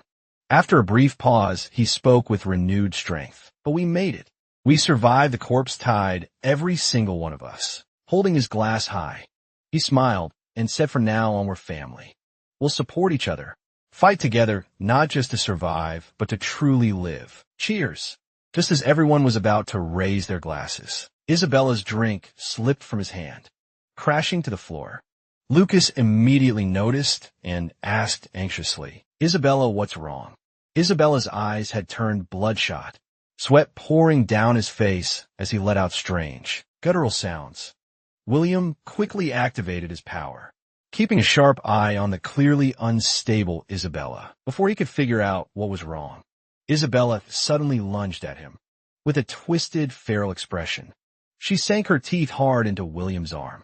William remained calm, not a trace of panic on his face. Nearby, William's father, Mom, and the others shouted anxiously, trying to snap Isabella back to her senses. After a tense moment, the red haze in Isabella's eyes began to fade. William asked softly, you back with us? Isabella blinked and let out a confused. She slowly looked around, meeting the uneasy stares from everyone. Her face flushed deep red, overwhelmed with embarrassment. As the full weight of her social death moment hit her hard, noticing Isabella's awkward expression, William sighed inwardly, then gave her a firm punch to the stomach. Without hesitation, slinging her over his shoulder, he called back to the others. I'm taking her outside for some fresh air. You guys keep eating, no need to worry about us. Seeing Isabella vomiting heavily over William's shoulder, everyone nodded, buying his story without question. Outside, Isabella squatted down, clutching her head in utter embarrassment, mumbling, I've officially humiliated myself beyond repair. Standing behind her, William scolded harshly. You actually dare to eat a crystal core. You got lucky this time. But do you think you'll always be this lucky? Hearing his reprimand, Isabella quickly apologized, her voice small. I'm sorry, I just really wanted powers too. William looked at her helplessly, thinking to himself, good thing I sensed her awakening energy early. Otherwise, she would have scared the hell out of me. Letting out a long sigh, he reached out to ruffle her hair and said gently, all right, I'll teach you how to control your powers properly. Close your eyes. Imagine your ability like a stream of energy flowing through every part of your body. William guided her patiently. Your ability is now a part of you, an instinct as natural as breathing. Smiling slightly, he added, now use this new power to sense the world. Tell me, what do you see? Closing her eyes, Isabella followed his instructions, slowly tuning into the changes around her. She whispered, I see life. Opening her eyes, a soft glow flickered within them. I see life flowing everywhere. Feeling a surge of realization, she said, it feels like I can control that flow. Carefully, she directed her life energy into the ground beneath her instantly. The potatoes buried in the soil sprouted tender shoots. In mere moments, they grew into fully mature plants. Staring at the thriving plants, Isabella exclaimed in disbelief. Did I just make them grow faster? From the side, William chuckled, and looks like you did. Seeing William using the same power to speed up the potato growth, Isabella's eyes widened even more. You have the same ability too. William didn't answer her right away. She clutched her head in despair, wailing. I was dreaming of blasting cosmic rays, summoning storms, maybe even transforming into a magical girl. And now I'm stuck farming. This is so unfair. William gave her a helpless look and muttered, what kind of nonsense fills your head all day? Deep down, though, William couldn't shake off a nagging thought. The chances of awakening powers from eating a crystal core are insanely low. Yet both his big brother and Inzi awakened. He couldn't just be luck. Somehow he felt it was connected to his own abilities. The next morning, a rooster crowing loudly in a yard met a quick fate as William grabbed it by the neck. Annoyed, he grumbled, you're way too noisy. Turning to Uncle Neo, behind him, he asked, Uncle Neo, where do you get this rooster so early in the morning? Uncle Neo chuckled, lifting a hen in his hand. Got a hen too. They're from my own flock. Was planning to raise them for eggs and chicks. Uncle Neo explained. A few years back, the village's poultry farm was short on workers, so they gave me a few birds as thanks. I never ate them, just kept raising them. Hearing this, William recalled that the poultry farm wasn't too far from their home. After a quick discussion, the group decided to head over and check it out. They figured they could catch some chickens to raise and maybe gather any eggs that could still hatch. On the way there, Huang Tao glanced nervously at some corpses lying nearby and asked, they're not going to suddenly turn into zombies, right? Leaning closer to inspect, he frowned and added, but looking at them, it kind of seems like they were stabbed with sharp weapons. William, walking ahead, replied, casually, relax. Zombies don't come out during the day. Just don't go poking around in dark basements, and you'll be fine. Assured, they cautiously made their way into the factory building. Still uneasy, Huang Tao muttered behind them, wonder what the world's like out there now. Hope it's not wiped out like our village. Uncle Neo quickly chimed in, full of conviction. No way we humans have high-tech weapons. You bet it won't be long before someone comes to rescue us. Hearing their conversation, William spoke quietly. It's best not to get your hopes up. His gaze darkened slightly as he continued. The real threat isn't the zombies themselves. It's the virus. The devastation it brings is far beyond anything people imagined. Right now, the only ones we can truly rely on are ourselves. Uncle Neo and Huang Tao both fell silent, their faces clouded with worry. After hearing William's grim words, a few moments later, Uncle Neo rummaged through a cabinet and found a stash of eggs. Grinning, he said, "If we manage the temperature and humidity right, we can hatch these manually." Wang Chao scratched his head and muttered in confusion. "But isn't it weird? Where are all the birds? Only eggs are left." William and Uncle Neo exchanged puzzled looks. After all, even if the poultry had died, there should at least be some remains. Just as the confusion deepened, a loud harsh honk echoed from outside the door. Instantly alert, William turned to look, and standing at the entrance with a huge white goose. The massive goose flapped its wings, almost as if it was greeting them. Huang Tao's face lit up with excitement. Lucky day, a live one. He immediately called over to William for a sack. After all, back when he worked at the poultry farm, he was an expert at catching birds with a sack. Grabbing the bag from William, Huang Tao confidently strode toward the goose. With a few quick and practiced moves, he wrangled the goose into the bag with ease. Just as he was about to turn and boast about his flawless catch, the once docile goose suddenly mutated, its beak widening into a gaping, bloodthirsty maw. It lunged straight at Huang Tao's head with terrifying speed. In the blink of an eye, William activated his powers and dashed to Huang Tao's side, landing a powerful strike that sent the mutant goose flying across the room. Huang Tao stood there frozen and bewildered, still struggling to comprehend what had just happened. William shouted urgently, "Something's wrong, fall back." The group immediately bolted out of the factory, but just as they reached outside, William heard strange noises. He quickly threw out an arm to stop Huang Tao and Uncle Neo, his eyes scanning their surroundings warily. Within seconds, dozens of mutant geese came charging at them from all directions. These mutated geese were far faster than before, almost unnaturally quick. In the blink of an eye, the monsters were nearly on top of them. Out of the corner of his eye, William spotted a narrow alleyway. Without hesitation, he yelled, "This way," and led Huang Tao and Uncle Neo toward it. However, Huang Tao and Uncle Neo were just ordinary folks. Didn't take long before their stamina gave out, and their pace slowed down drastically.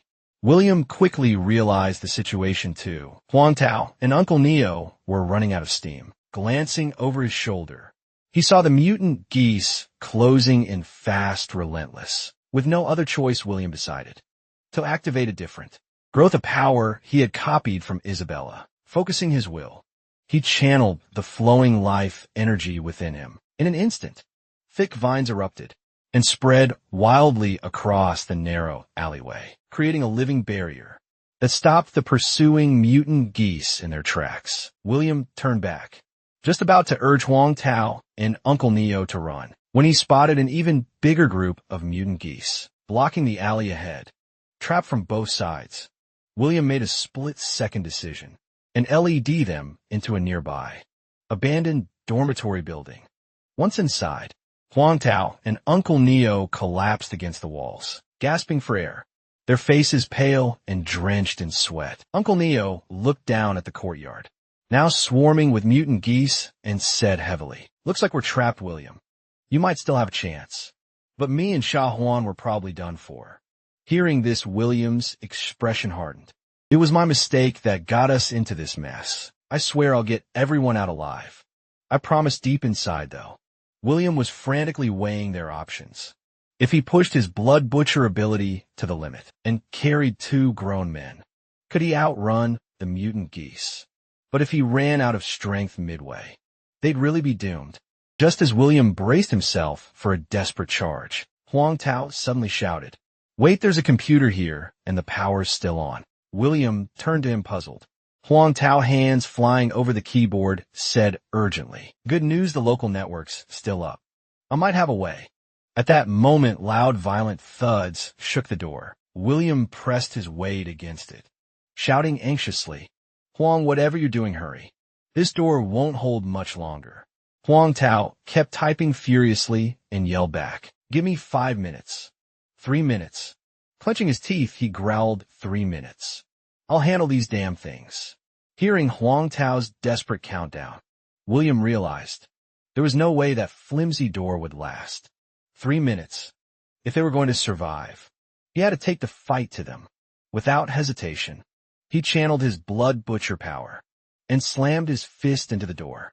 With a deafening crash, the iron door shot forward like a battering ram, instantly smashing the nearby mutant geese into unrecognizable pulp. William strode out of the room, still gripping the broken doorknob in his hand. Another wave of mutant geese charged at him, screeching ferociously.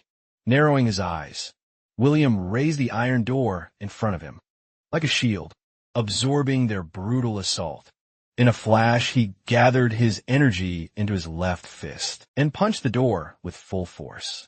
The impact generated a massive shockwave, blasting through the corridor and reducing the charging geese to a bloody mess. As the hallway fell silent, William let out a breath of relief, thinking that should buy us a little more time.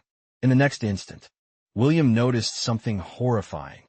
The shattered flesh of the mutant geese began writhing and fusing together. Inside the room, Uncle Neo shouted anxiously, "Huang Tao Xiaohong, are you done yet? William was fighting like hell out there. You need to hurry." Huang Tao, frantically working the keyboard, yelled back. "Almost there, just one more step," he silently prayed. "Hang in there, William."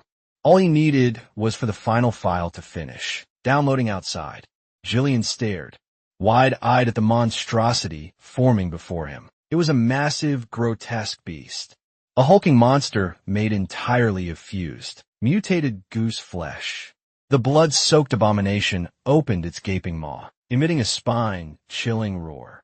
Then, with terrifying force, it slammed into the iron door William was holding up. Feeling the overwhelming impact through the door, William's heart sank. This isn't good. Blood Butcher's shield can't hold out much longer. In the next second, he was violently hurled backward by the sheer force, crashing hard onto the ground. William coughed up a mouthful of blood, his strength rapidly draining away. As William struggled to get up, he suddenly saw Uncle Neo standing in front of him, gripping a long stick tightly, facing down the grotesque flesh monster alone, with a look of grim determination. Uncle Neo said firmly, "William, take Sha Huang and run. I'll hold off." Wiping the blood from the corner of his mouth, William opened his mouth to protest. But Uncle Neo turned back sharply, shouting, "Don't hesitate. If we waste any more time, we're all dead." Before Uncle Neo could say another word, William had already pushed himself up, moved to his side, and pulled him behind. Speaking quietly but resolutely, he said, "I promise to get everyone home. I'm not leaving a single one behind."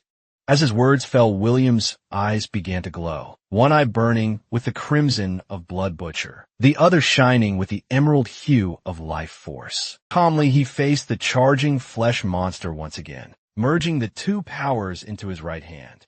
Feeling the overwhelming force of life and destruction intertwining within him, William knew with absolute certainty this time he would win.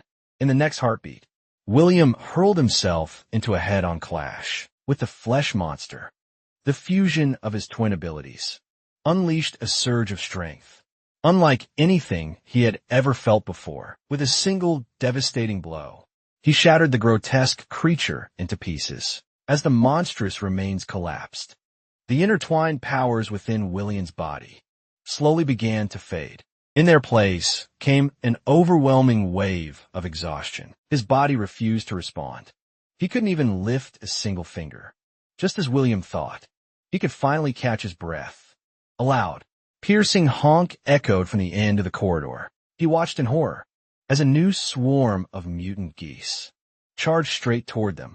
Shocked and desperate, William struggled against his limp body, willing himself to move to fight once more. Just as disaster loomed, the sound of music suddenly blared from the loudspeakers outside. The mutant geese, already lunging at William, froze mid-attack upon hearing the music. After a moment's hesitation, they abruptly turned and stampeded away from the building. At that moment, Huang Tao rushed out of the room shouting, "Uncle Neo, William, are you guys okay?" Uncle Neo, still baffled as hell. Those geese just left. And what's up with the broadcast? Xiao Huang, what did you do hearing this? Huang Tao's face lit up with relief. It worked. I hacked into the facility's broadcast system and played defeating music. Be quickly back when this place was operational. They played that song during feeding time. The bird were trained to rush to the feed area whenever they heard it. Good thing it worked, otherwise we'd be toast. I swear I'm never coming back to this cursed place again with that. William and the others loaded up into their car and headed home. Sitting in the back, Uncle Neo carefully cradled a basket of eggs inside with relief. At least these eggs survived. From the driver's seat, Huang Tao chuckled and asked Uncle Neo, "When did you sneak all those eggs into the car?" Uncle Neo smiled and said, "While you were busy catching the goose. I sneaked a few eggs into my pocket. Not a lot, though." Huang Tao, still a little uneasy, asked, "You sure those eggs won't hatch into mutant birds?" Uncle Neo replied confidently, "Don't worry. These eggs are over a week old. Back then the infection hadn't started yet. They're safe sitting quietly in the back of the truck." William stared down at his palm, his mind replaying the overwhelming power he felt when his two abilities merged. After returning home, the group held a meeting and finalized new assignments. William's father, Lucas, and Huang Tao would form the security team, responsible for patrolling the area and building defense structures. Isabella and Uncle Neo would handle farming operations, raising crops and livestock, especially since Isabella's powers could dramatically boost agricultural growth. William's mom and Olivia would take charge of resource management, handling inventory distribution and future planning. Lastly, William and BIA would form the exploration team, tasked with scavenging supplies and scouting the surroundings. With everyone's roles assigned, William returned to his room and began preparing for their next expedition. This time, he vowed to be fully prepared. There would be no repeat of the mistakes they faced. At the poultry farm, as William packed his gear, a soft voice suddenly called out behind him. Before he could turn around, Olivia tugged gently at the hem of his shirt. She pressed her forehead against his back, whispering in a trembling voice, "William, take me with you." William turned to her with a puzzled look. Olivia's eyes were filled with fear and desperation as she stammered, "I am scared. William, no, I just want to stay with you." She leaned in closer, her voice lowering. "I know a place nearby that's safe, full of supplies. If it's just the two of us, we could survive. We could make it until rescue comes." Her words turned pleading, almost frantic. "I'll do whatever you want, anything. Just forget about the others." But when she finally looked up, she froze. William was staring at her with a cold, emotionless gaze that left her completely speechless. Without a word, William picked up his bag and headed for the door. As he passed, his voice rang out sharp and cutting. "You want me to abandon my family? Say that again, and I'll throw you out myself. Let you fend for your own miserable life. And don't forget," he paused, his voice turning even colder, "you were the one who betrayed me first." Hearing William's harsh words, Olivia stood frozen, utterly stunned and at a complete loss. As William stepped out of the room, he spotted BIA waiting quietly outside. Before he could say anything, BIA spoke up. "Are we heading out?" Together they made their way to a secluded fish farm, tucked away from the main roads. BIA glanced around the desolate surroundings and frowned. "This place is so remote. No way any fishing tourists would ever come here." "Who even built this?" William replied casually. "Jack did. I stumbled upon it by accident hearing that name." BIA hesitated for a moment, then asked quietly, "I've always wondered, why does Jack hate you so much?" William chuckled lightly and said, "It goes back to our school days. Jack used to throw his family's wealth around, acting like he was above everyone else. Everyone gave way to him except me. I challenged him at everything and beat him every time." He paused, then added later, "When I got close to Olivia, he butted in, forcibly taking her away, and he never missed a chance to rub it in my face." Mia frowned and murmured, "But he didn't even like Olivia, did he? I heard he used to humiliate her in front of everyone." William shrugged nonchalantly and replied, "Jack didn't care about her, just wanted to hurt me." As for Olivia, she made her choice. It's none of my concern anymore. BIA hesitated for a moment before asking, but wasn't there some kind of engagement between you two? William sighed and replied helplessly. That was all arranged by the adults. A strange feeling stirred inside BIA. She turned to glance at the nearby lake. On the surface, the water was eerily calm. Yet somehow, an inexplicable sense of unease crept over her. A short while later, William and BIA discovered a hidden underground facility. Standing before a massive walk-in freezer, BIA exclaimed, "Oh, there's actually a nice storage here. But seriously, isn't this door a bit over the top? William, how do you even know about this place?" William answered casually, "Heard about it once from Jack. Just figured I'd take a chance." Meanwhile, deep down, he was thinking.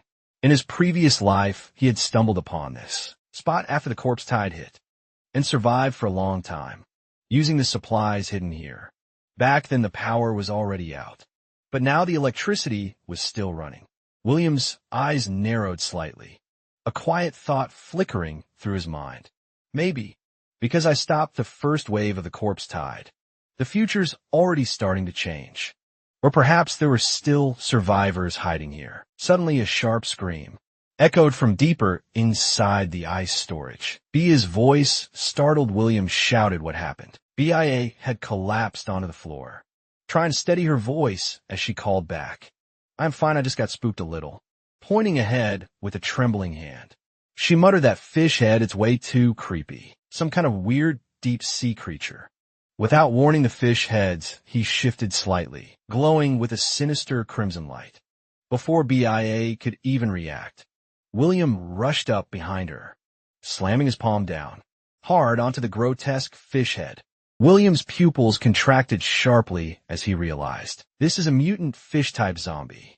To his shock, the creature's grotesque head was completely unharmed by his earlier strike. Slowly it opened its massive jaws and unleashed a powerful jet of water, slamming William against the ice-cold wall before he could react, grating his teeth against the pain.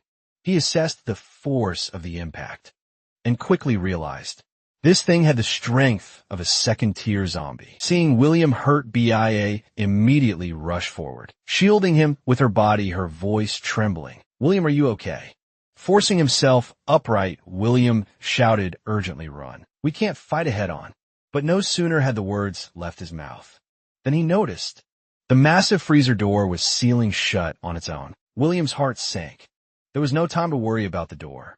First, they had to find a way to defeat the mutant fish monster without a second thought. William tightened his grip on the long blade and charged straight at the mutant fish monster. He swung down with full force, slashing at its armored body. But the creature's thick, armor-like scales were impossibly tough. His blade barely left a scratch.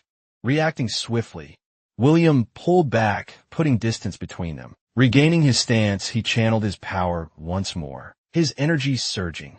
With renewed determination, William launched another assault, this time searching carefully for a weak spot between the armored scales. It was the only chance to kill it. Then he spotted it. The fish monster's gills were unprotected, free of scales. Adjusting his movement mid-sprint, William circled behind the creature, thrusting his long blade straight toward the vulnerable gill area. But just as the blade was about to strike, countless slimy tendrils suddenly erupted from the gills, wrapping tightly around the weapon and trapping it. In an instant, the sudden eruption of tendrils left William momentarily stunned. These grotesque appendages weren't part of the fish monster itself. They were parasitic mutant worms, hiding inside the creature, springing forth only to defend their host in times of danger. Taking advantage of William's hesitation, the fish monster lashed out with its tail, smashing him hard into the scattered debris across the floor. Dazed and gasping for breath, William slumped helplessly among the rubble. The fish monster loomed closer, its jaws parting, as a powerful stream of water began to build inside its mouth, ready to end him. In a desperate move, William grabbed a loose power cable nearby and jammed it straight into the creature's gaping maw. A surge of electricity exploded outward, stunning the beast instantly. Without wasting a second, William pushed himself up and struck the final blow, slaying the mutant fish monster for good. Yet even with the immediate threat eliminated, William's heart grew heavier, not lighter. He knew this world had changed after his rebirth, deviating from the course of his previous life. But all those changes had been accidental, unpredictable. The appearance of this second-tier mutant fish, hidden deliberately inside the ice storage. This was no accident. Someone was pulling the strings behind the scenes. Just then, Bia's anxious voice broke the silence. "William, are you okay?" William turned and replied calmly, "I'm fine. But this place isn't safe. We need to get out of here fast." However, no matter how hard Bia twisted the door handle, the heavy freezer door remained firmly shut, completely unmoving. Confused, Bia cried out, "What's going on? The door won't open." William's expression darkened as he muttered grimly, "Someone locked it from the outside." Without hesitation, he drew upon his twin abilities, fusing the destructive force of Blood Butcher with the vitality of life power into his right hand. He then struck the door with all his might. A deafening crash echoed through the chamber, shaking the walls. As the dust settled, the heavy door stood completely intact. Not even a single crack appeared. William's brows furrowed tightly. He hadn't expected the freezer door to be this tough. It was practically built like a bank vault. Worse yet, being trapped underground meant the door was, ironically, their only possible exit. And now, it was their biggest weakness. William gasped for breath, gritting his teeth. "That's the strongest power I've got right now." He stared at the door and added bitterly, "And it's still not enough. I need to catch my breath." Bia quickly stepped forward to comfort him. "You rest for now. I'll check the ice storage again. Maybe there's another way out." After a while, Bia returned, head hanging low in disappointment. Sitting down beside him, she said quietly, "I checked everywhere. There's no other exit." William wasn't surprised by her words, but he knew full well the temperature here was around minus 18 degrees Celsius. At best, even if they survived the cold, they'd eventually suffocate from the lack of oxygen. He realized they couldn't afford to waste another second. Determined, William pushed himself to his feet, preparing to unleash his fused powers for another desperate strike. Just then, Bia hesitantly pulled out a zombie crystal core, saying, "If I consume this, I could awaken powers too. Just like you." William's eyes widened in shock at the sight of the crystal. Without thinking, he grabbed her hand and shouted angrily, "Do you even understand what you're suggesting? It's insanely risky." But before he could say more, Bia cut him off, her voice low but firm. "But you can't keep pushing yourself. Your powers can't be used endlessly, and time is running out for both of us." Staring at William, Bia spoke quietly but firmly, "William, you know it too. If we keep going like this, we're both going to die. So let's take one final gamble. That I can survive this, and that my awakened power can help us escape." Hearing her words, William's heart trembled slightly. He couldn't help but remember in his previous life, Bia's ability was perception. But now, with all the changes his rebirth had caused, would her power still be the same? After a long moment of silence, William finally let go of her hand. Forcing a smile, he asked softly, "Are you ready?" He knew it clearly, just as Bia said. Relying on his strength alone might not be enough, and this girl had already shown such bravery. Or did he have to hesitate? Via looked down at the crystal core in her hand and whispered, "In the past, I would have been terrified. But now with you by my side, I believe I can do it." Without further hesitation, she swallowed the zombie crystal core deep in a nearby forest. William's father and Lucas were frantically calling out for William. And Via, however, since William hadn't told anyone exactly where he and Via had gone, they were searching blindly, with no idea which direction to follow. As nightfall approached, a heavy darkness began to shroud the forest, and the anxiety etched on William's father and Lucas. Faces grew even deeper. Just then a deafening zombie roar echoed from deep within the forest. William's father paled, exclaiming, "Zombies aren't they supposed to only come out at night?" William Ming, standing beside him, frowned and said grimly, "Something's wrong." As they hesitated, Another chilling scream rang out from the distance. William Ming's heart skipped a beat, and his face darkened. Crap, that was Wang Chao's voice. Hidden behind a large tree nearby, a shadowy figure quietly observed their every move. Back inside the ice storage, a faint groan jolted William awake. He turned to see Bia, her body steaming with heat, her face twisted in pain. Alarmed William rushed over and asked urgently, "What's happening? Why are you burning up?" Bia, trembling violently, tried to tear off parts of her clothes, gasping hoarsely, "I don't know, it feels like my whole body's on fire. It hurts, it's so hot." Without hesitation, William grabbed some ice from the storage and pressed it against her, trying desperately to cool her down and keep her from losing control. After a few tense minutes, Thea was left wearing only her tight underclothes, the intense heat radiating from her body, finally starting to subside. William leaned closer and asked softly, "Feeling better?" Thea nodded lightly, but then spoke in a strange, "William, at first think I'm seeing zombies. A lot of them everywhere." William gave a helpless smile and reassured her, "Don't panic, that's your awakened ability at work." But deep down he realized with certainty, Vaya had still awakened the perception ability, which meant brute forcing their way out would be nearly impossible. Then Bia added hesitantly, "I also see something beneath the floor." She pointed down, her voice trembling slightly. "Underneath us, there are lots of zombies." William's heart tightened immediately. Under the floor, could it be an underground passage? After a frantic search, William discovered a hidden hatch, tucked away in a corner of the freezer. Together, they climbed down the ladder into the dark, cold passage beneath the ice storage. Just as they ventured deeper inside, a feral zombie roar echoed from the darkness ahead. William turned to Bia, his expression grave. "It's too dark here. I can't see a thing. I'll have to rely on you." Bia pointed at herself, her face full of disbelief. "Me, you're relying on me." William gripped his long blade tightly, took a ready stance, and turned to Bia with a reassuring smile. "Don't worry, you've got this." Seeing the absolute trust in William's eyes, Bia forced down her fear and nodded firmly. She activated her newly awakened ability, extending her senses into the darkness to locate the surrounding zombies. She called out the positions of the zombies one by one, guiding William. Thanks to Bia's real-time guidance, even though William couldn't see a thing, he was able to strike precisely and take down the zombies with ease.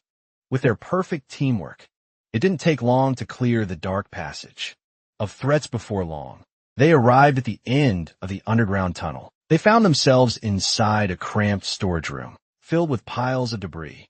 Scanning the area carefully, William and Bia searched for any way out, but unfortunately, they found no passage leading to the outside world. Just as the two were running out of options, William's eyes caught something pointing to the side. He whispered, "There's a waterway over there. It should lead to the main fish pond." Without hesitation, they plunged into the water, following the submerged passage toward the pond. For a brief moment, Bia believed they had finally found their way to safety. But out of nowhere, a massive, mutated fish monster lunged at her from the side. Before she could react, the creature snapped her up in its enormous jaws. In the next heartbeat, the monster began dragging her deeper into the murky depths. William immediately sprang into action, grabbing hold of Bia's hand, trying desperately to pull her free. But the monstrous bite force locked her in place, and they found themselves locked in a desperate struggle. Feeling the terrifying pull of the creature, Bia realized if this continued, she would only drag William down with her. With a strained, bittersweet smile, she looked up at him, and under William's stunned, anguished gaze, Bia wrenched her hand free, letting herself be pulled into the cold, dark depths of the pond. William watched helplessly as Bia was dragged deeper into the abyss. His mind flashed back to his previous life, to the moment he had also abandoned her, leaving her to face death alone. But not this time. In this life, he swore he would never let that happen again. Without hesitation, William launched himself forward, swimming with all his might toward the fish monster. At the same time, he activated his growth. In an instant, thick water plants erupted from the lake bed, spreading rapidly and entangling the monstrous creature. Within moments, the fish monster was tightly bound, immobilized by the writhing vines. From within the beast's jaws, Bia weakly opened her eyes, and through the murky water, she caught a glimpse of William, swimming desperately toward her. She tried to call out to him, but before she could, darkness swallowed her once more. When she finally awoke, the world spun around her. Instinctively, she sat up and cried out in panic. William, hearing Bia call out, William turned around with a faint smile. "You're awake," he said softly. Holding out a can of food, he added casually, "I just heated some up. You should eat to regain your strength. As for the fish in this place, well, let's just say they're definitely off the menu." Bia accepted the can, quietly murmuring a soft thank you, then hesitated before asking, "What about that giant fish?" "The last thing I remember is you swimming toward me, and then nothing," William replied calmly. "It's still at the bottom of the lake, probably feeding the other fish by now." He paused for a moment, then added lightly, "It was big, sure, but nowhere near as troublesome as that. Mutated fishman. We fought in the freezer." His tone darkened slightly as but the mutated fish will spread through the water systems. This is happening all over the world now. There's no stopping it anymore.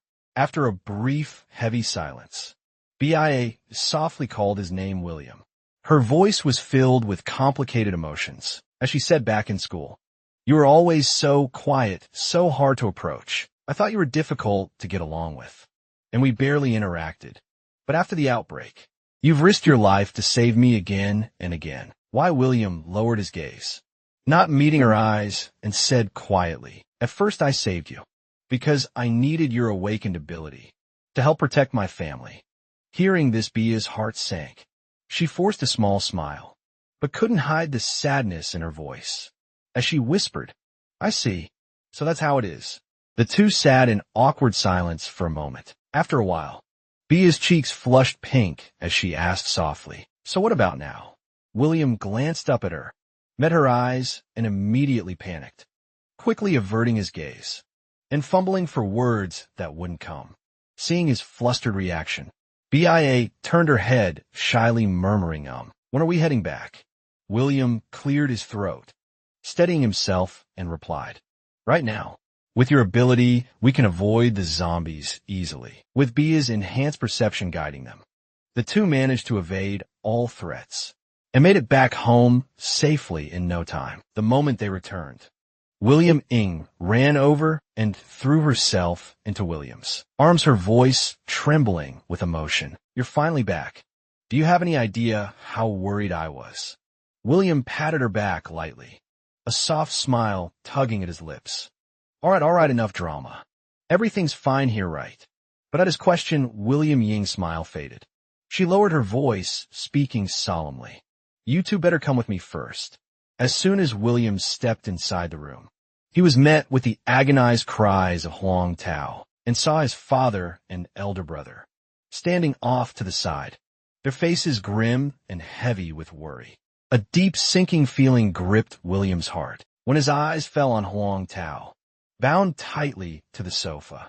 His face darkened immediately as he asked, "What happened?" Lucas's elder brother stepped forward and explained, "On our way to find you in BIA, we got ambushed by a horde of zombies." He added with a bitter smile, "We tried to capture a second-tier zombie to get a crystal cord to save him, but it didn't work."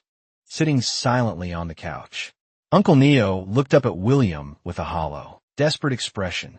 "Can Xiao Huang still be saved?" he asked in a trembling voice. William turned his gaze back to Huang Tao. Huang Tao's eyes were bloodshot, his face twisted with bulging veins, a clear sign that the virus had already invaded his brain.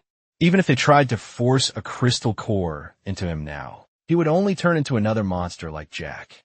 Just as William struggled with the words he needed to say, Huang Tao, regaining a flicker of awareness, spoke through gritted teeth, "I don't want to become a zombie." "Don't hesitate, make it quick." William lowered his head, his hand trembling on the hilt of his blade. His mind was a storm of agony and indecision. But just as he clenched his jaw, William suddenly sensed something wrong behind him. Instantly, he activated his abilities and spun around to face whatever was lurking there. William turned sharply and saw his mother, trembling violently, her eyes filled with inner conflict and pain. Without hesitation, he grabbed her arm. He pulled her aside and quickly pulled a crystal core from his pocket. His voice was urgent as he said, "Mom, quick, eat this." His mother stared at the core, confused. This is the same thing Xiao Huang took. Where did you even get it?" William didn't have time to explain. "I found it at the fish farm. Just trust me, eat it now." She opened her mouth to ask another question, but agonizing growl from Huang Tao cut through the room. Lucas shouted urgently, "William, Huang Tao's not going to last much longer." William froze for a second, cursing under his breath. Damn, it's still too late. He knew all too well. If they waited for his mother's ability to awaken, it would be too late. He had to make a decision right now, acting on instinct. William moved swiftly, raising his long blade high, preparing to deliver a merciful blow to Huang Tao. But just as he was about to strike, a sudden surge of overwhelming energy burst out. From behind him, alarmed, William spun around, and there floating in midair was his mother. Her entire appearance had changed, radiating a pure, holy energy that lit up the room. With a simple, graceful wave of her hand, a beam of radiant power shot toward Huang Tao. In an instant, the zombie virus rampaging inside him began to dissolve and vanish. His blood-red feral eyes cleared, returning to a normal lucid gaze. Moments later, Huang Tao stared at his healed body in utter disbelief, bursting out with joy. "Look at me, I'm cured." Yet no one in the room was paying attention to him. Every eye was fixed and stunned on William's mother, faces frozen with shock at the miracle they had just witnessed. Everyone was stunned. Not only had William's mother awakened a new ability, but even her appearance had changed, glowing with newfound vitality. Seeing his mother successfully awaken purification power, William finally let out a long, relieved breath. He then explained to the others. His mother's new ability could emit a holy light, capable of cleansing zombie viruses from infected bodies. However, for those who had already fully transformed into zombies, the purification would act as a lethal force instead. As for why he had known she would awaken such an ability, William simply said, "I sensed it." And truthfully, he wasn't sure how or why he had this kind of perception either. What he didn't know was, the feeling was very similar to when he had previously sensed his elder brother and Inzi's abilities awakening. And this sensing ability seemed to be growing stronger over time, but there were limits. He couldn't sense Bia's ability, nor could he borrow it. William could only assume for now his sensing and copying powers were likely restricted to his family. By blood, the more family members who awakened abilities, the stronger he would become. After everyone eventually left to rest, William turned to BIA, his voice low and serious. "Let's begin, Luna. Can you scan the area and check how many zombies are still nearby?" BIA nodded softly, then unleashed her full sensing ability as her range expanded wider and wider. It didn't take long for her to map out the positions of the surrounding zombies. She whispered to William, "There's about 100 near the main field woods and another 100 around the back hills." Hearing that, William immediately asked, "Any second-tier zombies spotted?" BIA nodded slightly. "Yes, 3 of them." William's mind raced. 1 for Dad, 1 for Huang Tao, and 1 for Uncle No. If they could each successfully hunt and absorb a crystal core, the household's overall combat strength would surge. Just as William was strategizing how to approach the hunt, BIA suddenly gasped, her expression tense. The zombies, they're moving, and almost all at once. She focused harder, her voice growing more urgent. They're converging toward one place, extending her sensing ability even further. BIA soon spotted something chilling. Right in the center of the gathering horde stood a lone human figure. When BIA finally got a clear look at the figure's face, She froze, disbelief written all over her. It's Jack. All the zombies are moving toward him. William's face darkened in shock. He thought back he had seen Jack die, burned to ashes before his very eyes. Could it really be the same Jack that BIA was seeing? Now, gritting his teeth, William muttered, "Damn it." So it really was Jack who locked us inside the ice storage. His mind raced, connecting the dots. The ambush in the forest. That must have been his doing too. BIA, looking anxious, asked, "What do we do? Should we warn everyone and set up defenses again, like last time?" William fell silent for a moment, then spoke with a heavy, resolute voice. "At the current rate, Jack will need about a day to gather enough zombies to launch a full assault." A sharp glint flashed through his eyes. "Rather than waiting for them to come to us, we'll strike first. Catch him completely off guard, deep in the forest behind the hills." William stood tall, surveying the surroundings, then called out coldly, his voice cutting through the dense trees. "Jack, I know you're here. Come out and face me on a massive boulder." Not far away, a figure crouched, low, slowly rising to his feet. It was none other than Jack, the man who was supposed to be dead. Lin Ji sneered, staring coldly at William. Well, I didn't expect you to walk right into your own death." William's face remained expressionless. "Is that so?" he replied flatly. "But weren't you the one playing dead last time?" Jack's expression darkened immediately, rage flashing in his eyes. "Shut up," he roared.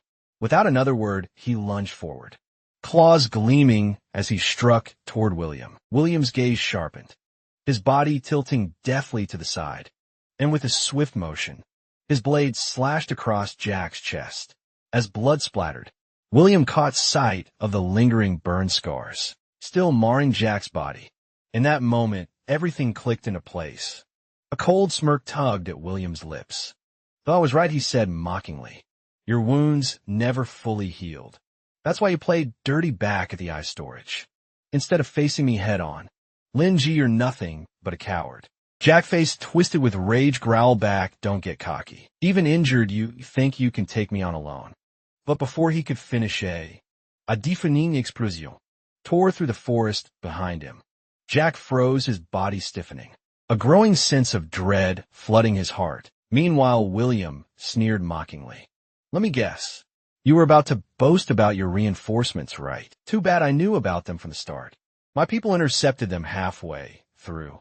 Jack, this time you're dead for sure." Elsewhere at the site of the explosion, William's father stood atop a towering tree branch, gazing down at the battlefield, littered with fallen zombies. Laughing wildly, he roared, "Didn't expect this, did you? I've been waiting here all along. Now burn, all of you, turn to ashes." Meanwhile, on the ground below, William's mother watched expressionlessly toward the distance from the tree line.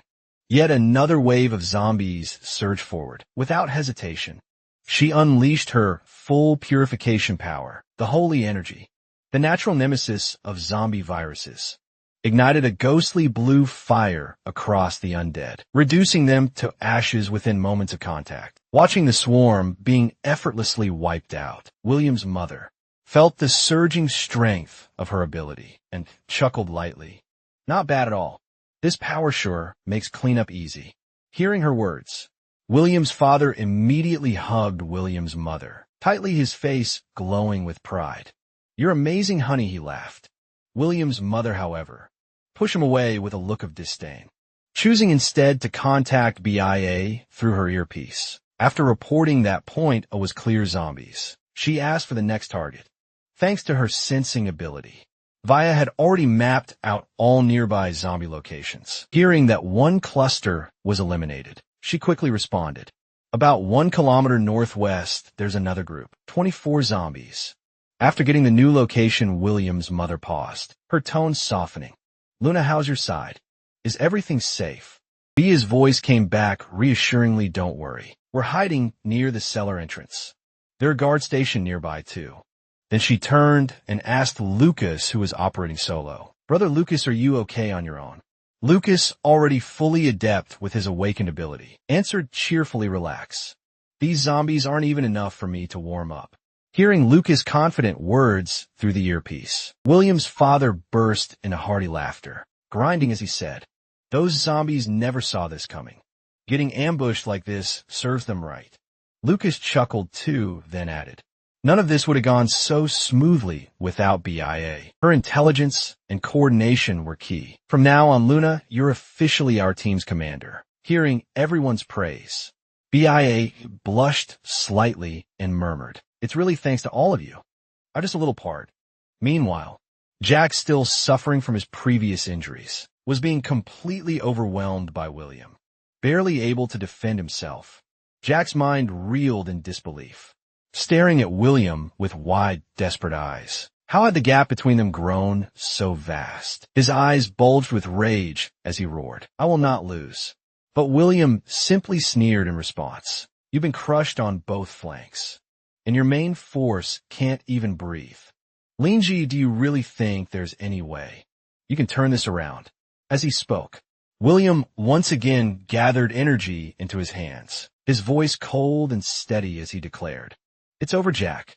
Jack lowered his head silent for a brief moment, before suddenly gritting his teeth and snarling back. It's over.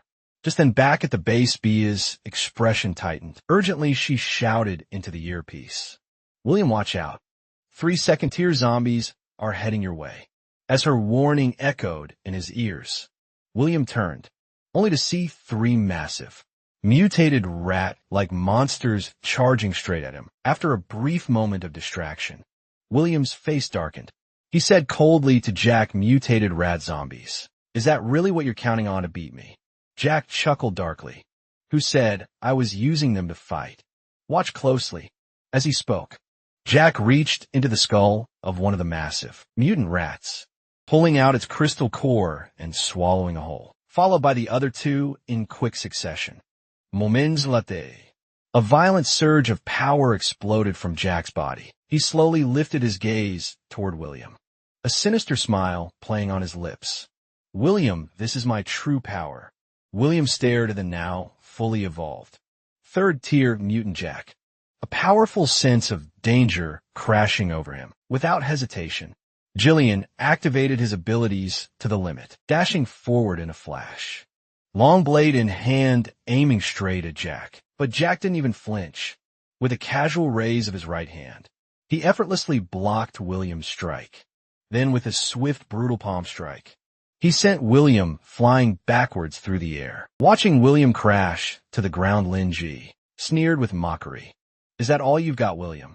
As Jack finished speaking, William quickly realigned himself, channeling all his strength into a punch that struck Jack square in the chest.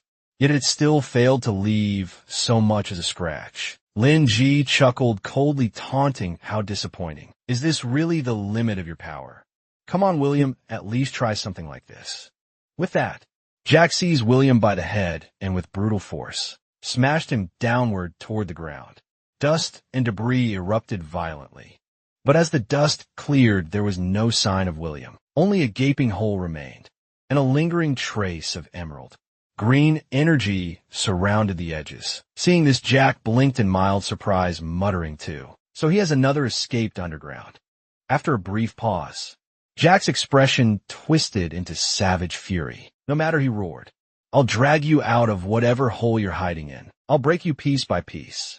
And then I'll slaughter every last one of your precious family. Not far away, hidden deep within the forest, William emerged from the hollow of a tree, his entire body covered in dust and bruises. He was breathing heavily, his strength drained, after burning through so much of his energy. Thinking back to the power Jack had unleashed moments ago, William couldn't help but feel a chill down his spine. So this is what a 3rd-tier mutant's true power looks like.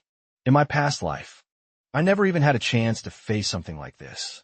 Head on, I had no idea it was this overwhelming. Gritting his teeth, he calculated quickly. Even if my brother and my mother joined forces with me, we still might not be able to take Jack down. His eyes hardened with determination. I have to find a way to end him before he completely loses control. If not, the consequences would be unimaginable. Suddenly, an overwhelming pressure crashed down upon him, so intense it nearly stole his breath away. Frowning deeply, William instinctively looked up at the sky, where once hung a pure white moon. Now there was only a blood-red orb, staining the night with its ominous glow. Beneath that blood moon, a brilliant blue wave of light slowly rose from the distant horizon, and then, without warning, a searing, crimson beam clashed violently with a blue wave, sending shock waves rippling through the air with a force that rattled the soul. As the deafening explosion echoed through the air, the rainbow-colored shock wave expanded outward at a terrifying speed. In the next instant, William's eyes narrowed sharply within the spreading halo. He could make out two shadowy figures standing amidst the chaos. But before he could figure out what was happening, Jack's mocking laughter rang out from behind him. William, still distracted even now. "You're underestimating me way too much." William instinctively tried to turn around, but Jack's mutated tail lashed out, smashing into him and sending him hurtling through the air. William crashed hard against a massive boulder, the impact reverberating through the ground. The sudden blow, coupled with his already drained strength, left William unable to even stand. Jack casually strode over, crouched beside William, and pressed a mocking finger against his forehead. "What's wrong? Can't run anymore. Where's all that fancy ability now? If you're out of options, then just die for me." But just as Jack prepared to deliver the final blow, the expanding halo of light washed over both him and William. The moment the light enveloped them, their bodies froze, as if some unseen force had locked them both in place, paralyzing them completely. No matter how hard William struggled, his body remained frozen, as if the entire world around him had been locked in suspended animation. But soon he realized, though he couldn't move, he could still activate his abilities. Without hesitation, William gathered all his energy into his forehead, and in the next instant, a sharp beam of power shot out, piercing straight through Jack's skull. As the halo of light slowly faded, Linji, now able to move again, clutched at his face in agony, screaming in pain. Moments later, he staggered away in terror, fleeing desperately into the depths of the forest. Watching Jack's retreating figure, William's strength finally gave out, and he collapsed heavily onto the ground. A short time later, guided by Bia's directions, Lucas arrived at the scene. Seeing William battered and motionless, he rushed over, shouting, "William, are you all right?" Weakly, William forced out a few words. "Forget about me, Jack." He ran toward the woods. You have to chase him, because deep down, William knew they had to end this now, once and for all. This world was shifting, growing stranger and more dangerous by the second. And those two figures that had appeared beneath the blood moon, they were high-tier ability users, beings who shouldn't even exist yet. In his previous life, after the outbreak of the zombie apocalypse, William had been the only surviving human from Chinxian village. One day, a team of survivors found him Ivers. Their leader looked at William as if he were an insect. William asked in a cold casual, "How many zombies are there in Chinjin village?" William lifted his heavy eyelids and replied in a low, steady, "A lot, close to 1,000. Very dangerous." The other members of the team burst into laughter, mocking him loudly. "Only 1,000, and you call that dangerous? Another useless coward, huh?" The leader pressed on, "And the strongest zombie. What tier and how many?" William hesitated for a moment, then lowered his head and answered, "Fourth tier, only one." Hearing this, the leader's eyes lit up with excitement. Not bad, a fourth-tier zombie. Then he pointed lazily toward a spot nearby and ordered, "All right, go over there and put on a collar and shackles." William turned and looked, and saw dozens of humans bound to a dead tree, each wearing collars and chains, their faces etched with humiliation and despair. It was clear these people had been reduced to slaves. Fury blazed in William's eyes. Refusing to accept this fate, he sprang up and bolted towards the depths of the forest. But he hadn't gotten far before a surge of powerful energy crashed toward him, like a tidal wave. Instantly, that surge of energy exploded into roaring flames, blocking William's path completely. The team leader sauntered forward, his face twisted into a mocking grin. "Try to run," he sneered. "We high-tier ability users are the chosen ones, a new race blessed by the gods." His voice turned colder as he added, trashed like he was born to be our slave. Back in the present, William arrived at the spot where the blue light had fallen the day before. Staring at the devastated landscape before him, he knew deep down this was almost certainly tied to the emergence of high-tier ability users 558. His experiences from his previous life had taught him, while many of those so-called elites were nothing but monsters in human skin, and the disasters they unleashed that were far worse than any zombie outbreak. He had to uncover the truth early, before history repeated itself. Following the scorched earth trail, William soon spotted a massive crater at the base of a hill, nestled inside the pit. A massive white crystal, at least half his height, gleamed with a strange, ethereal light, captivating his gaze completely. As William slowly approached the white crystal, a strange feeling stirred inside him, an overwhelming primal urge. The instinct to devour the crystal surged through him. He reached out, fingers just about to touch its gleaming surface, when suddenly an alarm bell screamed in his mind. His instincts flared to life. In a flash, he triggered his ability and sprang backward, putting distance between himself and the crystal. His gaze sharpened, and he barked out, "Who's there?" The next instant, a shadowy figure silently appeared behind him. The newcomer chuckled softly and said, "Looks like you're the sole survivor of this area." Glancing casually at William's glowing fingertips, now aimed at his neck, the man smiled faintly and added, "Not bad. Good reflexes, plenty of potential worth tapping into." William's expression remained cold, his energy crackling dangerously at his fingertips. In a low, icy voice, he demanded, "Step back. I'll only ask one more time." "Who are you?" Hearing William's icy demand, the middle-aged man simply waved it off with a chuckle. All right, he said lightly. "My name's Takahashi Kita, third-tier ability user." But before his words had even fully settled, William's eyes sharpened, and he instantly gathered energy into his right hand, throwing a powerful punch straight at Takahashi's face. Yet Takahashi's expression remained unchanged. He merely released a slight pulse of his own ability. Instantly, the space around him began to ripple and distort. Bizarrely, in the blink of an eye, Takahashi vanished from where he had been standing. As William tensed for a counterattack, Takahashi's voice drifted over from beside the white crystal. Relaxed and a bit exasperated, he said, "Geez, kid, you're really wound tight, huh? It was just a joke. No need to throw hands right away." Pointing casually at the white crystal, he added, "Relax. I'm not here for you, for your family or friends. I'm only interested in the original core." Hearing this, William finally lowered his guard slightly, though his face was still clouded with confusion. "The original core? What's that?" Takahashi blinked in surprise. Ben left incredulously. "You seriously don't know? I figured you came here precisely because you knew there was treasure." Scanning William up and down, he shook his head and chuckled. "Looks like you're just a freshly awakened first-tier rookie." After all, Takahashi Kita didn't bother hiding anything. With a chuckle, he explained, "Ever played in a memoir PG? This crystal is basically a leveling up item." He snapped his fingers casually and continued, "Ability users can strengthen themselves by absorbing zombie cores, but that method only gets you to tier 4 at best.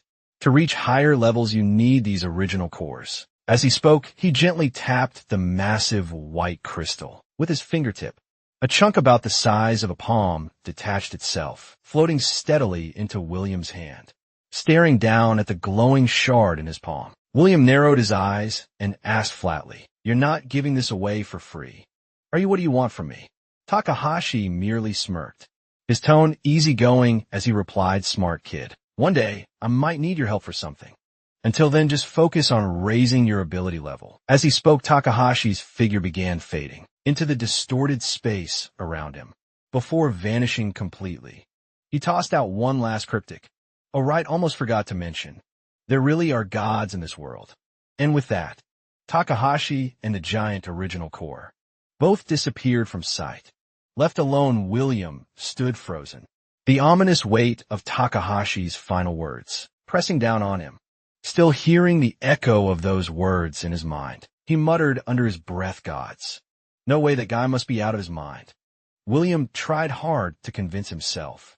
There couldn't possibly be real gods in this world. Yet, unbidden, he remembered the words of that survivor leader.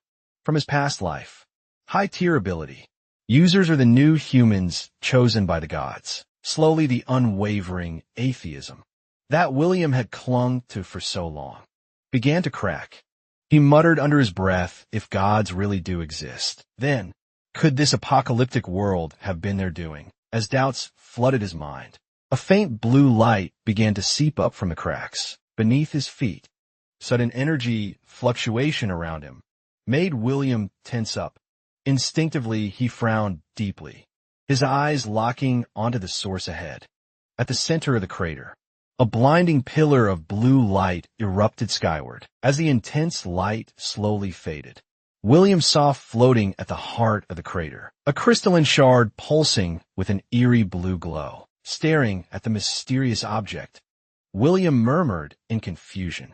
Did this thing grow out from where the original core used to be? But before he could make sense of it, the blue crystal began to tremble violently, then shot toward him at breathtaking speed. In the next instant, the blue crystal shot forward like a bullet, slamming straight into William's body. Before he could even react, William's eyes flared with an intense blue light, his entire body convulsing violently, painful cries escaping his lips. Meanwhile, the clear skies above suddenly darkened. A thick fog surged from every direction, swirling upward and lifting William's body high into the air. Elsewhere in the forest, Lucas and Isabella, who had been desperately searching for William, saw the sudden eruption of dense white mist. Their hearts immediately tightened with worry. Lucas' gaze sharpened. He whispered urgently, "Stay quiet." Startled William followed his line of sight. Within the thick mist, a faint figure was swaying back and forth, bathed in a glowing blue aura, fear creeping in her voice. Isabella whispered, "Big brother, could that be a ghost?" Lucas rolled his eyes and muttered back, "Don't be ridiculous. There's no such thing as ghosts." Still, the eerie figure within the fog continued slowly, steadily drifting closer and closer toward them, just as the blurred figure was about to fully reveal itself. In the very next instant, it shimmered and vanished into the thick mist before Lucas and Isabella could even react or move forward to investigate. A blinding blue beam of light suddenly shot up from deep within the distant forest, piercing through the darkened skies. William gasped, grabbing Lucas' arm and shouting, "Big brother, what's happening over there? Is someone transcending like in a novel?" Lucas' expression turned serious, activating his ability. Immediately, he sighed in exasperation at her comment and replied, "Stop reading so many fantasy novels. Believe in science a little, will you? I'll go check it out, you stay back." Before Isabella could even respond, Lucas' figure surged upward, his body expanding with raw energy, and he leapt powerfully toward the source of the blue light. Snapping back to her senses, Isabella's eyes flashed with a vibrant green glow. She quickly extended her ability into a thick tree vine. Nearby, under her control, the vine grew rapidly, lifting her high into the air. With Isabella riding atop the vine, she raced after her brother, speeding toward the brilliant pillar of light. Lucas, racing ahead, sensed movement from the forest behind him and slowed to a stop. Turning around, he spotted Isabella rushing up, panting heavily. He couldn't help but chuckle and said, "I told you it was dangerous. Why did you still follow me?" Catching her breath, Isabella answered firmly, "Exactly because it's dangerous. The more people we have, the more strength we can muster." Just as they spoke, Isabella's eyes widened in shock. She pointed ahead and shouted, "Big brother, look over there." Following her gaze, Lucas saw it. A massive blue sphere of light, completely enveloping William. Floating within the sphere, William's eyes were tightly shut, his brows furrowed in pain. A glowing, blue crystal was embedded at the center of his chest, pulsating faintly. Seeing this, Lucas' face changed drastically. He shouted, "William, hang in there. I'm coming to get you out." Without hesitation, he gathered all his strength into his fist and hurled a powerful punch straight at the shimmering barrier. Yet despite his full force, The sphere merely rippled gently, like water disturbed by a pebble, completely unaffected, watching the barrier remain intact. Lucas' brows furrowed deeply.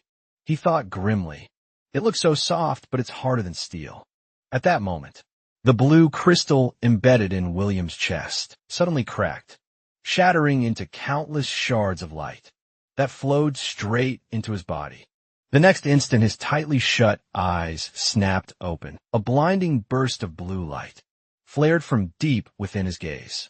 As the surge of energy inside him gradually subsided, the turbulent phenomena around them slowly died down, returning the world to an eerie calm. When William slowly drifted back to consciousness, Isabella, unable to hold back her joy, exclaimed, "Second brother, you're finally awake." Beside her, Lucas grinned with relief and added, "Seriously, you had us scared out of our minds. You've been unconscious for a whole day." Meanwhile, standing sternly at the foot of the bed, their mother fixed William with a disapproving glare and scolded, "Running off alone with your injuries, leaving your radio behind. What the hell were you thinking, huh?" Hearing her scolding, William tried to piece together what had happened, but his memories of yesterday were shrouded in a dense, impenetrable fog. No matter how hard he tried, he couldn't recall the details. Seeing William's equally baffled expression, Isabella asked curiously, "You don't know what happened either. Back then, you were completely trapped inside this huge blue orb, and it just shattered on its own." Before she could finish her sentence, William's eyes suddenly narrowed, and a faint blue light flared deep within his pupils. At the same time, a translucent blue interface appeared before him. Isabella, gender female, age 16. Ability, growth manipulation. Tier 1 upgrade requirement 2. Tier 2 zombie cores. Chance to advance to high tier. Tier 519% original core required for advancement 1. Staring at the unexpected data panel floating in midair, William froze for a moment, muttering under his breath, "What is this? Is this Isabella's profile? How can I even see this?" He shifted his gaze toward his mother. Sure enough, the information updated again. Fong, gender female, age 52, ability purifying light. Tier 1 upgrade requirement 3. Tier 2 zombie cores. Chance to advance to high tier. 503% original core required for advancement 1. Moving his gaze to Lucas, the panel refreshed once more. Lucas, gender male, age 28. Ability Blood Bastion, tier 1 upgrade requirement 2. Tier 2 zombie. Chance to advance to high tier. 512% original core required for advancement 1. Gazing at the swirling data, William quickly pieced things together. From the looks of it, an original core is needed to break through to high tier abilities, but the success rates are so low, and worse yet, I have no idea if there's any way to boost those odds, or what the consequences of failure might be. William lowered his eyes, gazing at the lonely original core he still held in his hand. He drew a long, steadying breath, his resolve hardening like iron. Time's running out before they arrive. I have to get stronger no matter what it takes.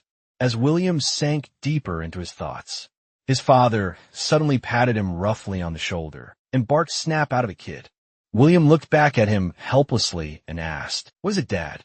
William Jinhao grinned and teased, "You've been zoning out forever. What's got you so lost in thought?" At that moment, another data panel appeared before William. William's eyes dashed. William Jinhao's gender.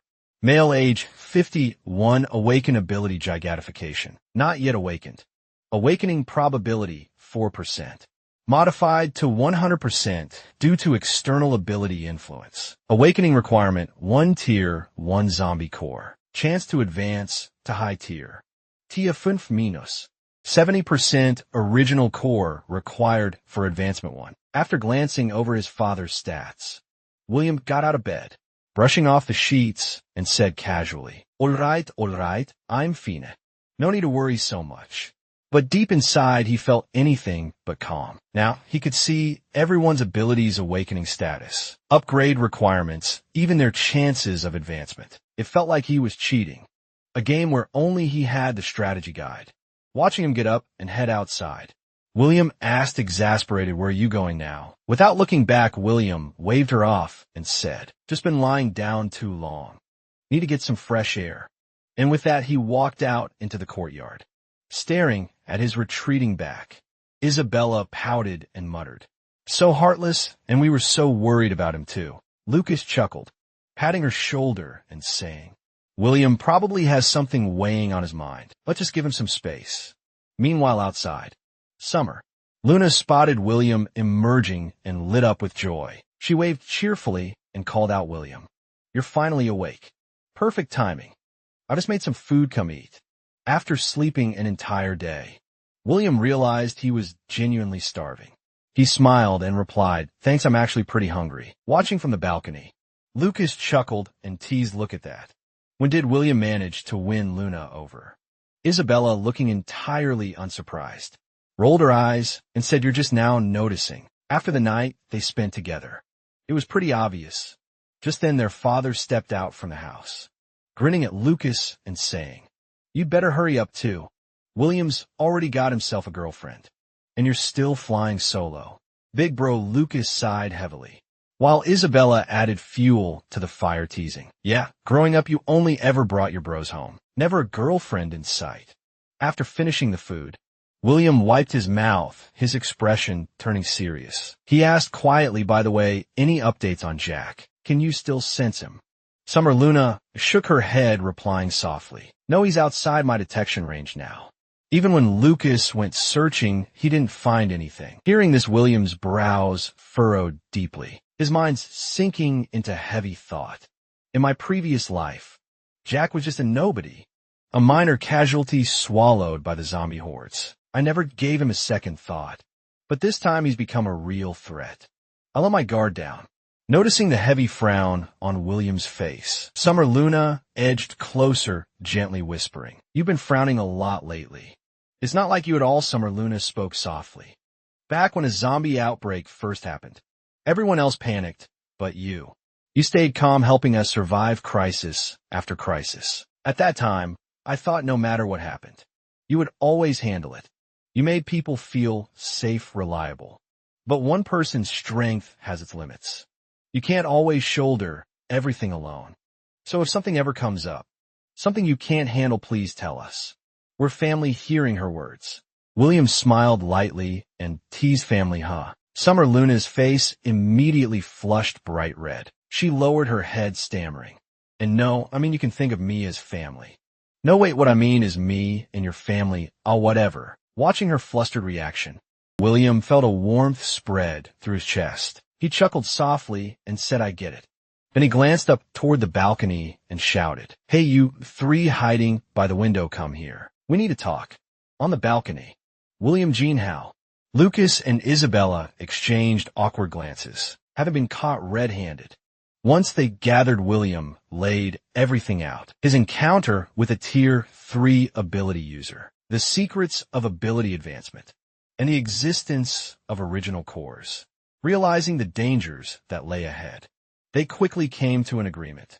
They would leave the village, head out in search of vital supplies, and better prepare themselves for the chaotic future to come. Just then, Isabella spoke up from the back seat. "That's great. Doesn't this mean we're not the only survivors?" Hearing that, William simply lowered his gaze, saying nothing. Beside him, Mother Saya's expression grew tense. She said worriedly, "That might not be as good as it sounds. In times of peace, people can coexist. But in the apocalypse, human nature can't stand any real tests. When survival is at stake, humans can be just as terrifying as zombies, maybe even worse." At that, William lifted his head, his eyes full of steely resolve. He said firmly, "That's why we have to stick together. We need to keep strengthening our abilities, gather weapons and supplies, and defend our home at all costs."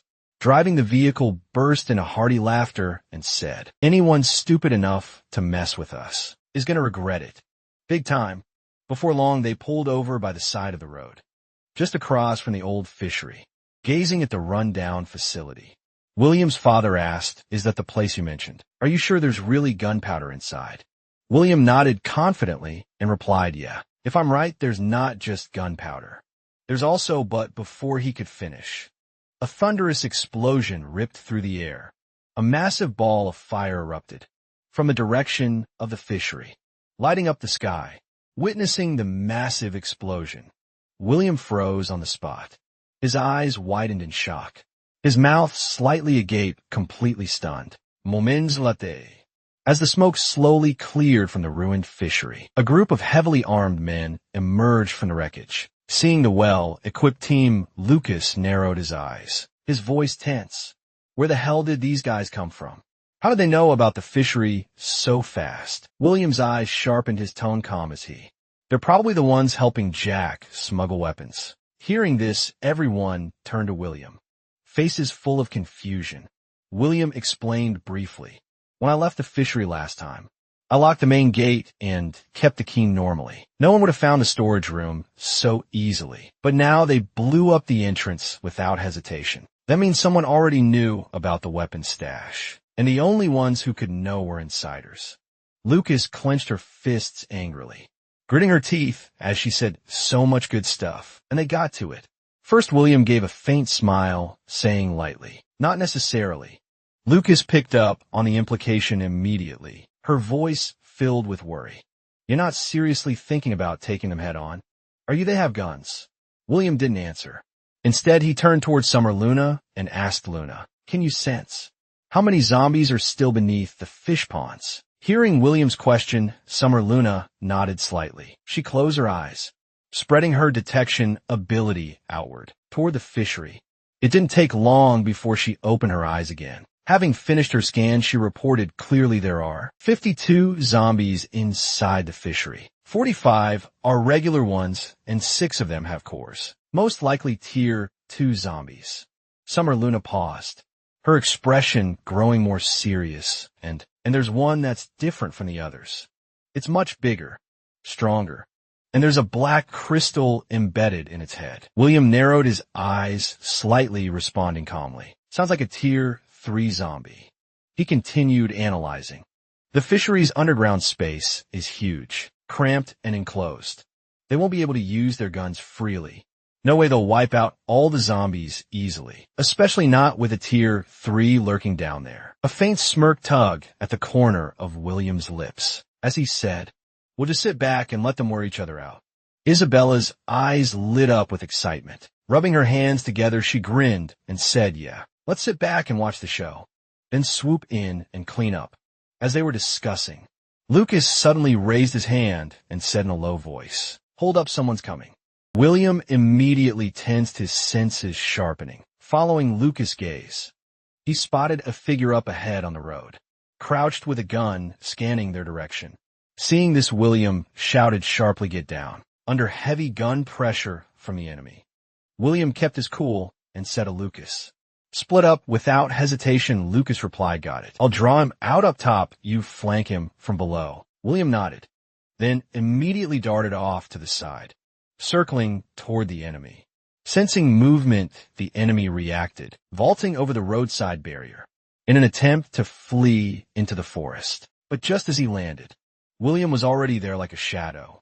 Before the man could even process what was happening, William slammed his palm directly into his forehead. There was a dull thud as the man spun through the air, crashing down unconscious, looking at the enemy, who was already knocked unconscious.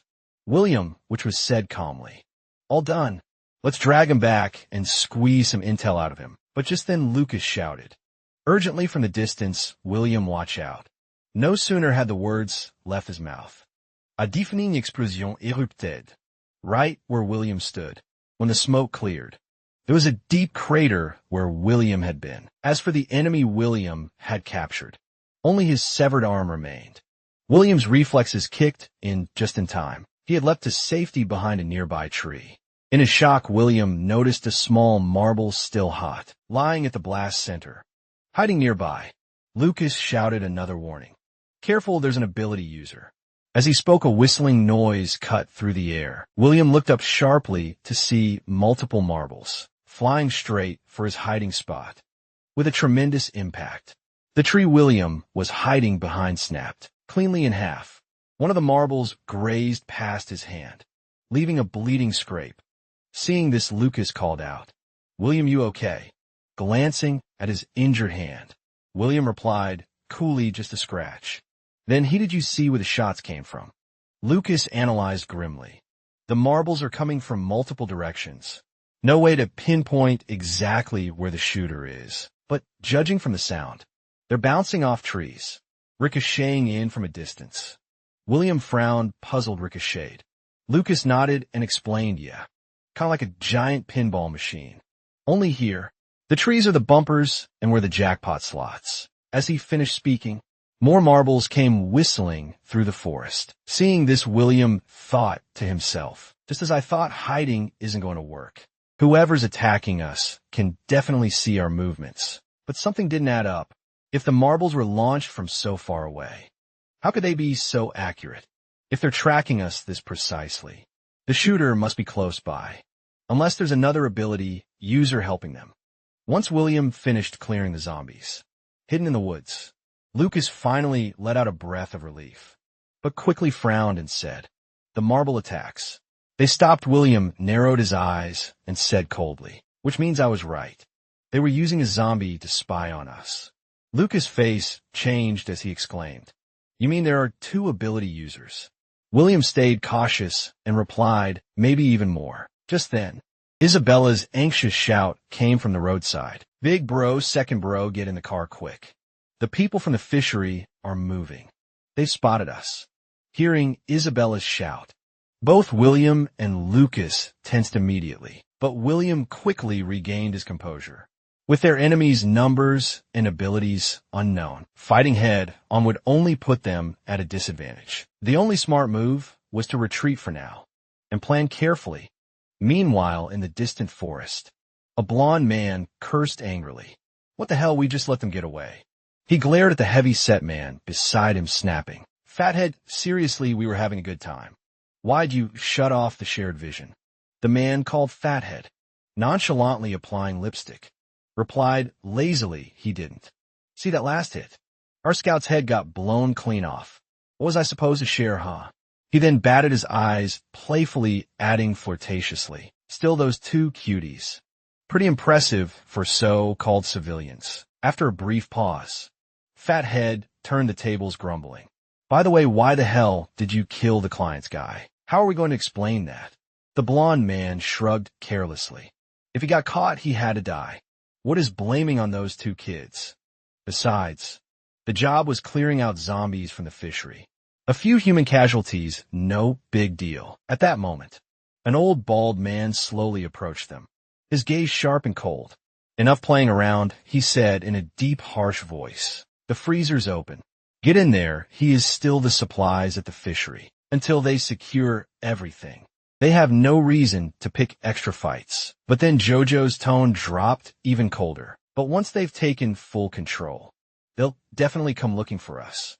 Instantly, a heavy sense of dread settled over the whole house, like a suffocating fog. After a long pause, Joing forced a smile and said, "Maybe it won't be that bad. Didn't second bro say there's a tier 3 zombie at the fishery, and the place is packed with explosives? They can't just use guns. Maybe they'll get wiped out by the zombies instead." She added, trying to stay optimistic, "Wouldn't that be nice?" But Zhou Ming frowned deeply, his face dark. "Don't get your hopes up. They've got ability users. They don't need guns to wipe out those zombies." "Jag minns sväl stimpfinet." She asked quietly then, "What do we do?" At that moment, Joma, who had been silent all along, spoke up coldly and firmly. "If they dare come after us, we'll fight to the death." Joba nodded, fiercely slamming his palm onto the table. "That's right, anyone who threatens my family, I'll personally send them to hell." Then he turned to Joing, grinning. "Help me whip up some more explosives later. Let's make sure they get a warm welcome, if they dare show up." Joey nodded eagerly, her eyes flashing with excitement. But Joey, watching this scene, only felt the weight on his heart grow heavier. He thought to himself, in his previous life, it had taken 2 whole months before anyone found Qing Mountain Village. But this time it took only 1 week. These people were clearly trained mercenaries, Their firepower and tactics far outmatched his side. And once they gained full access to the fisheries, explosives plus if they managed to absorb the terror, 2 zombie cores to evolve further, the consequences would be disastrous. Waiting any longer would be suicide. But striking now carried unknown risks too, as Jojo was sunk deeper into his troubled thoughts. A soft, warm hand quietly covered his, just as Jojo's mind weighed heavily with worry. BIA smiled softly, gently placing her hand on his, and said, "It's okay, you have to trust your family." At that moment, a burst of static crackled from William's walkie-talkie, followed by Huang Tao's urgent voice. "Hello, anyone there? This is Huang Tao." William immediately grabbed the device and answered, "This is William." "What's going on the other end?" Huang Tao spoke quickly. "Thank goodness we're at the hardware store. There's a situation. We found a living person collapsed here." William's eyes widened sharply, and he barked into the radio. "Tie them up now." Huang Tao, confused, asked what's going on. William didn't waste time explaining. He simply ordered, "Just do it, no questions." Without another word, William bolted out the door, shouting for the others to stay behind and guard the house. As he sprinted toward the hardware store, William's mind raced. "Damn, one of the enemy scouts already. They found us faster than I thought." His eyes turned cold as steel. "I can't let that guy make it back alive." William quickly arrived at the hardware store, where Huang Tao and the others were stationed. Outside, Olivia rushed up to him, her face bright with excitement. "William, you're here. We went to the hospital first thing this morning. Found tons of medicine." But William didn't even slow down. He only tossed back a "good job" before pushing past her, heading straight inside. Olivia froze in place, watching him walk away with a complicated, hurt expression. Inside, William found Huang Tao immediately asking sharply, "Where is he?" Huang Tao pointed to the corner right there, tied up tight. William walked over, studying the man carefully. Something fell off. This guy didn't look like he was part of that armed group. William frowned, reaching out to lift the man's head. As the face came into view, William's expression twisted in shock, blurting out, "Gao Xiaobai." At that moment, the man slowly opened his eyes, realizing he was bound. He immediately started thrashing and shouting in panic. Before William could even explain, Gao Xiaobai instantly activated his ability, phasing into the void and vanishing from sight. William immediately called out loudly, "Calm down. We've met before." A moment later, Gao Xiaobai reappeared from spatial rift, this time right behind Olivia. Grabbing her as a hostage, he shouted in panic, "Nobody move, come any closer and I'll kill her." Wang Chao quickly raised his hands, tried to defuse the tension. Easy, we mean no harm." Gao Xiaobai hesitated for a moment, then finally released Olivia, mumbling, "I just really want some beef noodles." Back at the house, everyone sat around awkwardly, watching as Gao Xiaobai devoured bowl after bowl of beef noodles, looking absolutely content. A heavy silence filled the room.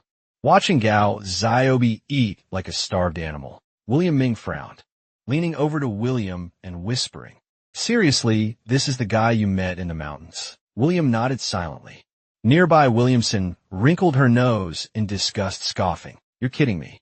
He looks more like some washed-up freeloading for a meal." William narrowed his eyes, studying Gao Xiaobai carefully. Something felt way off. This guy didn't seem anything like the powerful figure he'd met before, and he showed no sign of recognizing William. Suspicious, William quietly activated his ability. In the next moment, a data panel popped up before William. Gao Xiaobai, male 28 ability, spatial teleportation, tier 1. Upgrade requerimento 2 tier 2 zombi cores. Tier 3 evolution chance 15%. Ascension needs 1 origin core. William's doubts only deepened. He remembered Gauche. Albie claiming to be a tier 3 ability user. Why was he listed as only tier 1 now? Was he faking it, or had he truly lost his memory? After scarfing down a few more bowls, Gao Xiaobai finally set his chopsticks down. Looking completely satisfied, he smiled brightly. "Seriously, thank you guys. If it wasn't for you, I probably would have starved to death out there." William cut him off coldly. No need for thanks. Start talking. Gao Xiaobei blinked blankly. How about what? William stared him down. How exactly did you get to our village? Gao Xiaobei stammered. It's kind of complicated. You probably won't believe me, but I teleported here. William frowned, slightly asking escape. He ran into zombies. Gao Xiaobei nodded quickly. Yeah, they chased me all the way out of the city. I panicked, closed my eyes, and somehow I ended up here. He glanced around at everyone, confused by their calm faces, and asked, You're all seriously just gonna believe that I said I teleported? And none of you even flinched. William ignored the question, pressing on. So you're from the city? Gao Xiaobei nodded again, serious this time, yeah. William Ming jumped in. What's going on in the city? Did the military step in? Are the zombies under control? At those words, Gao Xiaobei's expression darkened, his face tightening, as terrible memories flashed through his mind. It took him a while before he spoke, his voice loathed. The city was a nightmare. The first day, the zombies appeared. The streets descended into chaos. There were screams everywhere. People trampling each other. Cars crashing into crowds.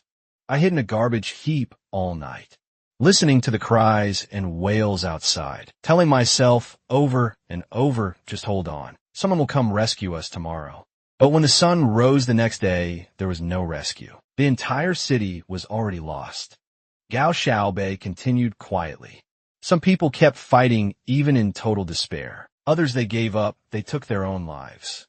The room grew heavier with every word. William interrupted, his voice steady. Enough with the details. Get to the point. Gao Xiaobei flashed an okay sign, then went on, fine. When I was about to end it all, I got this text. He pulled out his phone and showed them the screen. William's eyes sharpened instantly as he read it. Those chosen by the gods will become the new humans. This message, it came from them. But that was just the second day. A chill ran through William's spine. In his previous life, it had taken over a month after the outbreak for the first ability users to emerge. Back then, no one even knew about zombie cores yet. How could they possibly know this early? Williams. His pupils shrank as a terrifying thought struck him. Could it be someone among them has been reborn too? At that moment, William Ming. You mean people in the city already know about zombie cores? Gao Xiaobei looked surprised. You guys know about the cores too. William Ming crossed her arms and replied proudly. Of course we do, not just seen them, we've eaten them. Gao Xiaobei's jaw dropped. You all ate one. Wait, don't tell me you've all awakened powers. William Ming grinned smugly. You bet. Gao Xiaobei looked at them with obvious envy. You guys really are lucky. If only my team had been that fortunate. After a moment, he began to explain. On the third day after the outbreak, I joined a group of over 100 people just trying to survive. We spent our days scavenging for supplies and hunting zombies. After 2 days, we managed to find 5 zombie cores. 5 team leaders decided they'd be the first to consume them. Only the team capped and awakened powers. The other 4, they turned into monsters and were killed on the spot by the captain. By the 4th day, the captain was leading raids against other survivor groups, and fights between ability users broke out, turning into full-on wars. As things escalated, they started forcing more people to consume cores, myself included. Most either mutated immediately and were put down, or got dragged into the endless bloodshed. It all got too crazy. I got chased by a horde of zombies. But somehow, my powers finally awakened and I managed to survive. Lucas frowned deeply, muttering. Ability users killing each other over supplies. Isabella shivered a little, saying, honestly, after hearing that, I'm glad I stayed in the village. The city sounds terrifying. Gao Xiaobei nodded eagerly. Exactly, it's great here. Food, water, safety. What more could you ask for? He slapped his knee. That's it, I've decided I'm staying here for good. William, however, shattered his fantasy with a calm voice. Don't get too comfortable. It's not as safe as you think. Gao Xiaobei blinked, completely confused. Seeing this, William added, we're facing a bit of trouble ourselves. If you want to keep enjoying food and shelter, you'll need to pull your weight. As soon as William stepped out of the room, BIA hurried over. That fast? You're done talking already? William Uzwa nodded. Let's keep him around for now. He might actually be useful. Takahashi Bey scratched the back of his head and said, "Shyly, I'm Takahashi Bey. Thanks for the meal, guys." William's parents and the others all took turns, introducing themselves as well. Takahashi responded seriously, calling out, "Okay, Sister Luna, Sister Fong Uncle." How the whole group froze, visibly confused by the way he addressed them. Just then, Lucas came out of the room and elbowed Takahashi, speechless seriously. "You're over 30 and still calling girls in their 20s. Sisters Takahashi's eyes widened in disbelief. "Over 30, I'm only 18. Everyone went dead silent, completely stunned. After pause, William gasped, "You've got to be kidding, you're 18 looking like that." Takahashi looked utterly heartbroken, like he'd just been emotionally cowed. "I just look a bit mature for my age, okay? I swear I'm telling the truth." William stepped in to smooth things over. All right, I believe you." In a flash, Takahashi lunged forward, hugging William tightly, bawling like a kid. "Thank you, I thought you were some cold, emotionless guy. But deep down, you're a total softie." William was speechless, but in his mind, he recalled how even he was stunned when his ability confirmed Takahashi's age. Earlier, rushing him off, William said, "That's enough. Time short, come with me." Takahashi blinked, "Wait, go," where William didn't look back. "You'll see soon enough." Inwardly, though, he stayed cautious.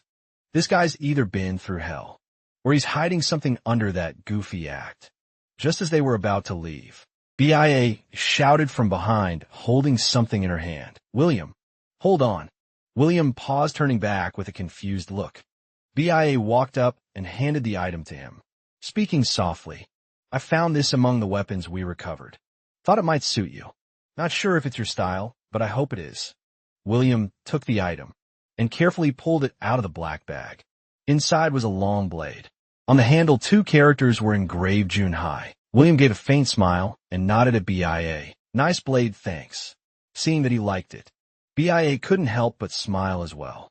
Before leaving, William gave a final, "We'll be back in an hour. If anything happens, call me immediately." With that, he left with Takahashi. As they walked, Takahashi couldn't help but ask again, "Where exactly are we going?" William replied calmly, "A place you should recognize. The spot where you found the crystal core. The back mountain." Takahashi blinked seriously. "That far we drive?" And William shook his head. "You're teleporting us." Takahashi scratched his head nervously. "I've never teleported with someone before. What if something goes wrong?" William clapped him on the shoulder. "Firm as ever, you'll never know if you don't try." After a brief pause, Takahashi sighed. "All right, hang on tight." Then he grabbed William's arm and activated his power. In the next instant, both of them vanished without a trace. When they reappeared, they were standing on top of an abandoned high-rise. The air was eerily still. But in the next second, Takahashi realized there was nothing beneath his feet. Just as he was about to plummet, William grabbed the back of his collar, leaving him dangling in midair. Takahashi screamed, panic written all over his face. "Bro, please pull me up, first man." But William didn't even flinch. He calmly scanned the surroundings. "Looks like we landed on the north side of the village. Teleported about 3 kilometers, but still a bit off from the back mountain." Then he glanced down at the dangling Takahashi and said, "Let's go again. Aim for the mountain." This time Takahashi freaked out again. William stayed stone cold. "This is a field test of your ability. Going." Takahashi wanted to refuse so badly, but one look at William's expressionless face, and he knew saying no might just get him dropped. With no other choice, he gulped, powered up, and triggered another teleport, this time toward the back mountain. Every time they teleported, Takahashi let out a loud, dramatic scream, like a man getting exorcised. After several jumps, the two finally landed on the thick branch of an old tree. William shot him a deadpan look. Could he not scream like that every time, scaring the wildlife? Takahashi flushed with embarrassment. "Hey, I'm not a teleporting robot. I've never done this much back-to-back, let alone with a passenger." William didn't bother arguing. "We're almost there, keep going." Takahashi shut his eyes, gasping for breath. "Can I catch my breath first?" William shook his head. "Nope, we're on a timer." With a soul deep sigh, Takahashi powered up, again defeated but obedient. After a few more jumps, They finally arrived at the edge of a massive crater, on the backside of the mountain, staring at the massive crater before them. Takahashi panted, nearly out of breath. Finally we made it, right? William nodded. Yeah, this is the place. He shot Takahashi a cold glance. That little test, I've seen enough. Honestly, your teleportation is worse than I expected. Takahashi blinked, confused. But William didn't bother explaining. The most crucial thing in teleportation is control. In yours, it's only accurate within 100 meters. Any farther, and your landings are a mess. Plus, your stamina drains too fast. You can't even chain your jumps properly. Takahashi scratched his head, giving an awkward grin. Okay, sure, it's rough, but still usable, right? William suddenly snapped, his voice sharp like a whip. That's enough. His eyes narrowed dangerously. How long are you planning to keep up this act? Takahashi froze, staring back in confusion. William's hand gripped his blade. We crossed paths right here not long ago. Don't pretend like I don't know what you're capable of. With a sharp shing, the blade was drawn, his aura flaring with power. William's eyes locked on Takahashi. You came to my house. What's your real goal? Takahashi stumbled back, panic written all over his face. Well, when did we ever meet? You got the wrong guy. I just want a free meal at your place. And I'm not freeloading. I'll do chores if you want. But before he could finish, a wave of blade energy, charged with raw power, came slicing toward him. It slammed into the ground, kicking up a storm of dust and debris. Takahashi narrowly dodged with a teleport, eyes wide in disbelief. Holy crap, he's not bluffing. He's actually trying to kill me. His terrified screams echoed through the forest. Help murder this guy's nuts. Meanwhile, William calmly followed behind, blade in hand, strolling like he had all the time in the world. Watching Takahashi flail around in pure terror, William couldn't help but frown.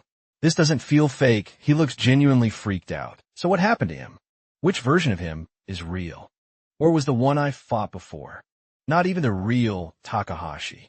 Suddenly, Takahashi snapped, yelling from the depths of his lungs. That's enough. You think I'm scared of you? I've never backed down from a fight in my life. William paused, slightly surprised. The next moment, Takahashi let out a wild roar and charged straight at him.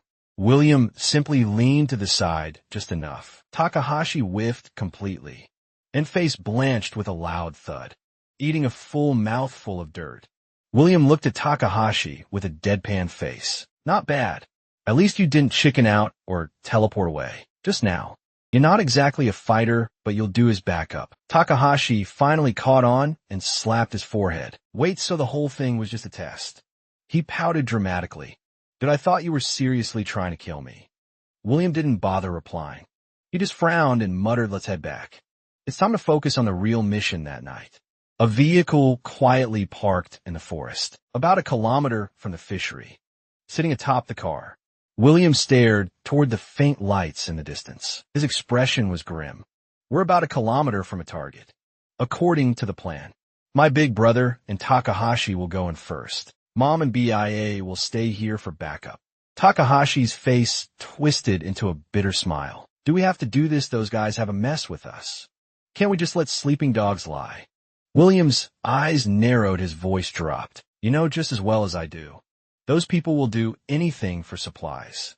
If you're scared, now's your chance to walk away. Takahashi flailed, panicking a bit. It's not that I'm scared. I just don't want anyone getting hurt, that's all. Before he could finish, Lucas chimed in. Try to ease the tension. All right. Didn't we already agree? This mission isn't even that risky. But Takahashi still looked troubled, face full of unease.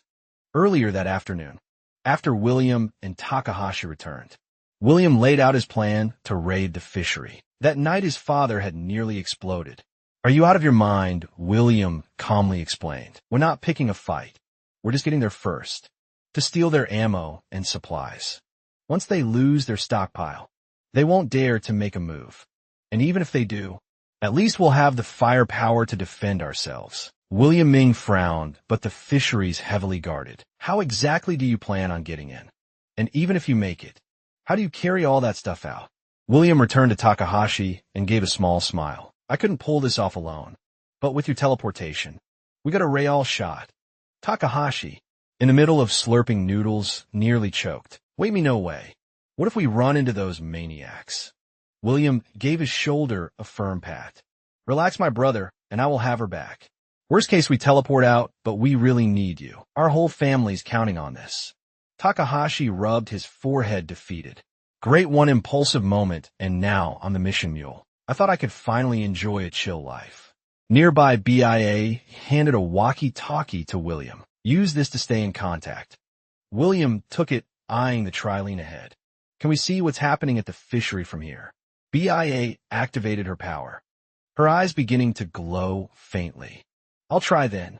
She turned her gaze toward the darkened outline of the fishery. In the distance, a few moments later, BIA reported in. Their numbers are way down. Only one tier 3 zombie left and a few tier 2s. William nodded, eyes sharp. They're already moving. We need to pick up the pace. He turned to his mother, beginning mom about Luna.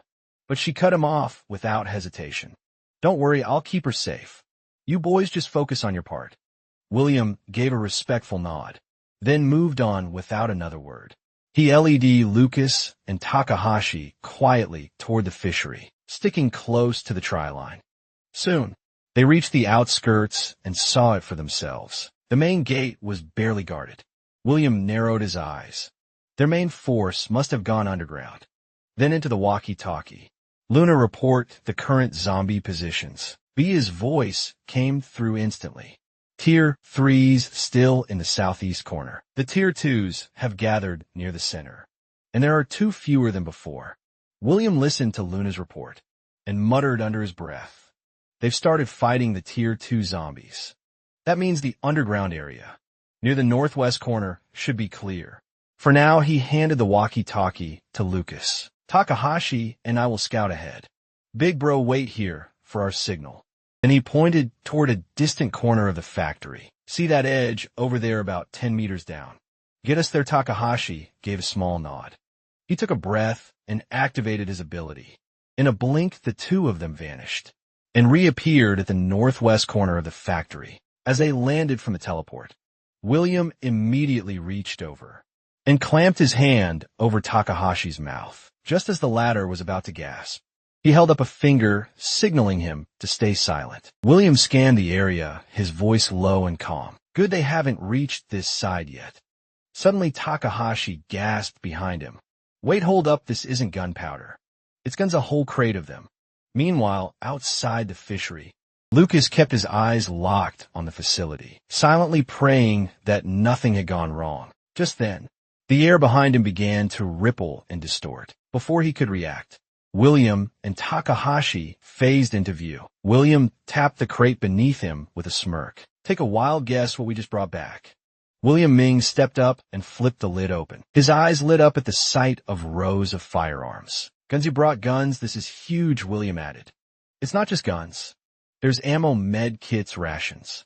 Enough supplies in that warehouse to arm an entire squad. No wonder people are after it. Then he turned to Takahashi again. Let's keep going. We need to empty that warehouse before anyone else finds it. William Ming suddenly spoke up. This time, take me with you. I can help. Takahashi frowned, clearly uncertain. After a moment, he nodded. All right, I'll try. With that, he activated his ability once more.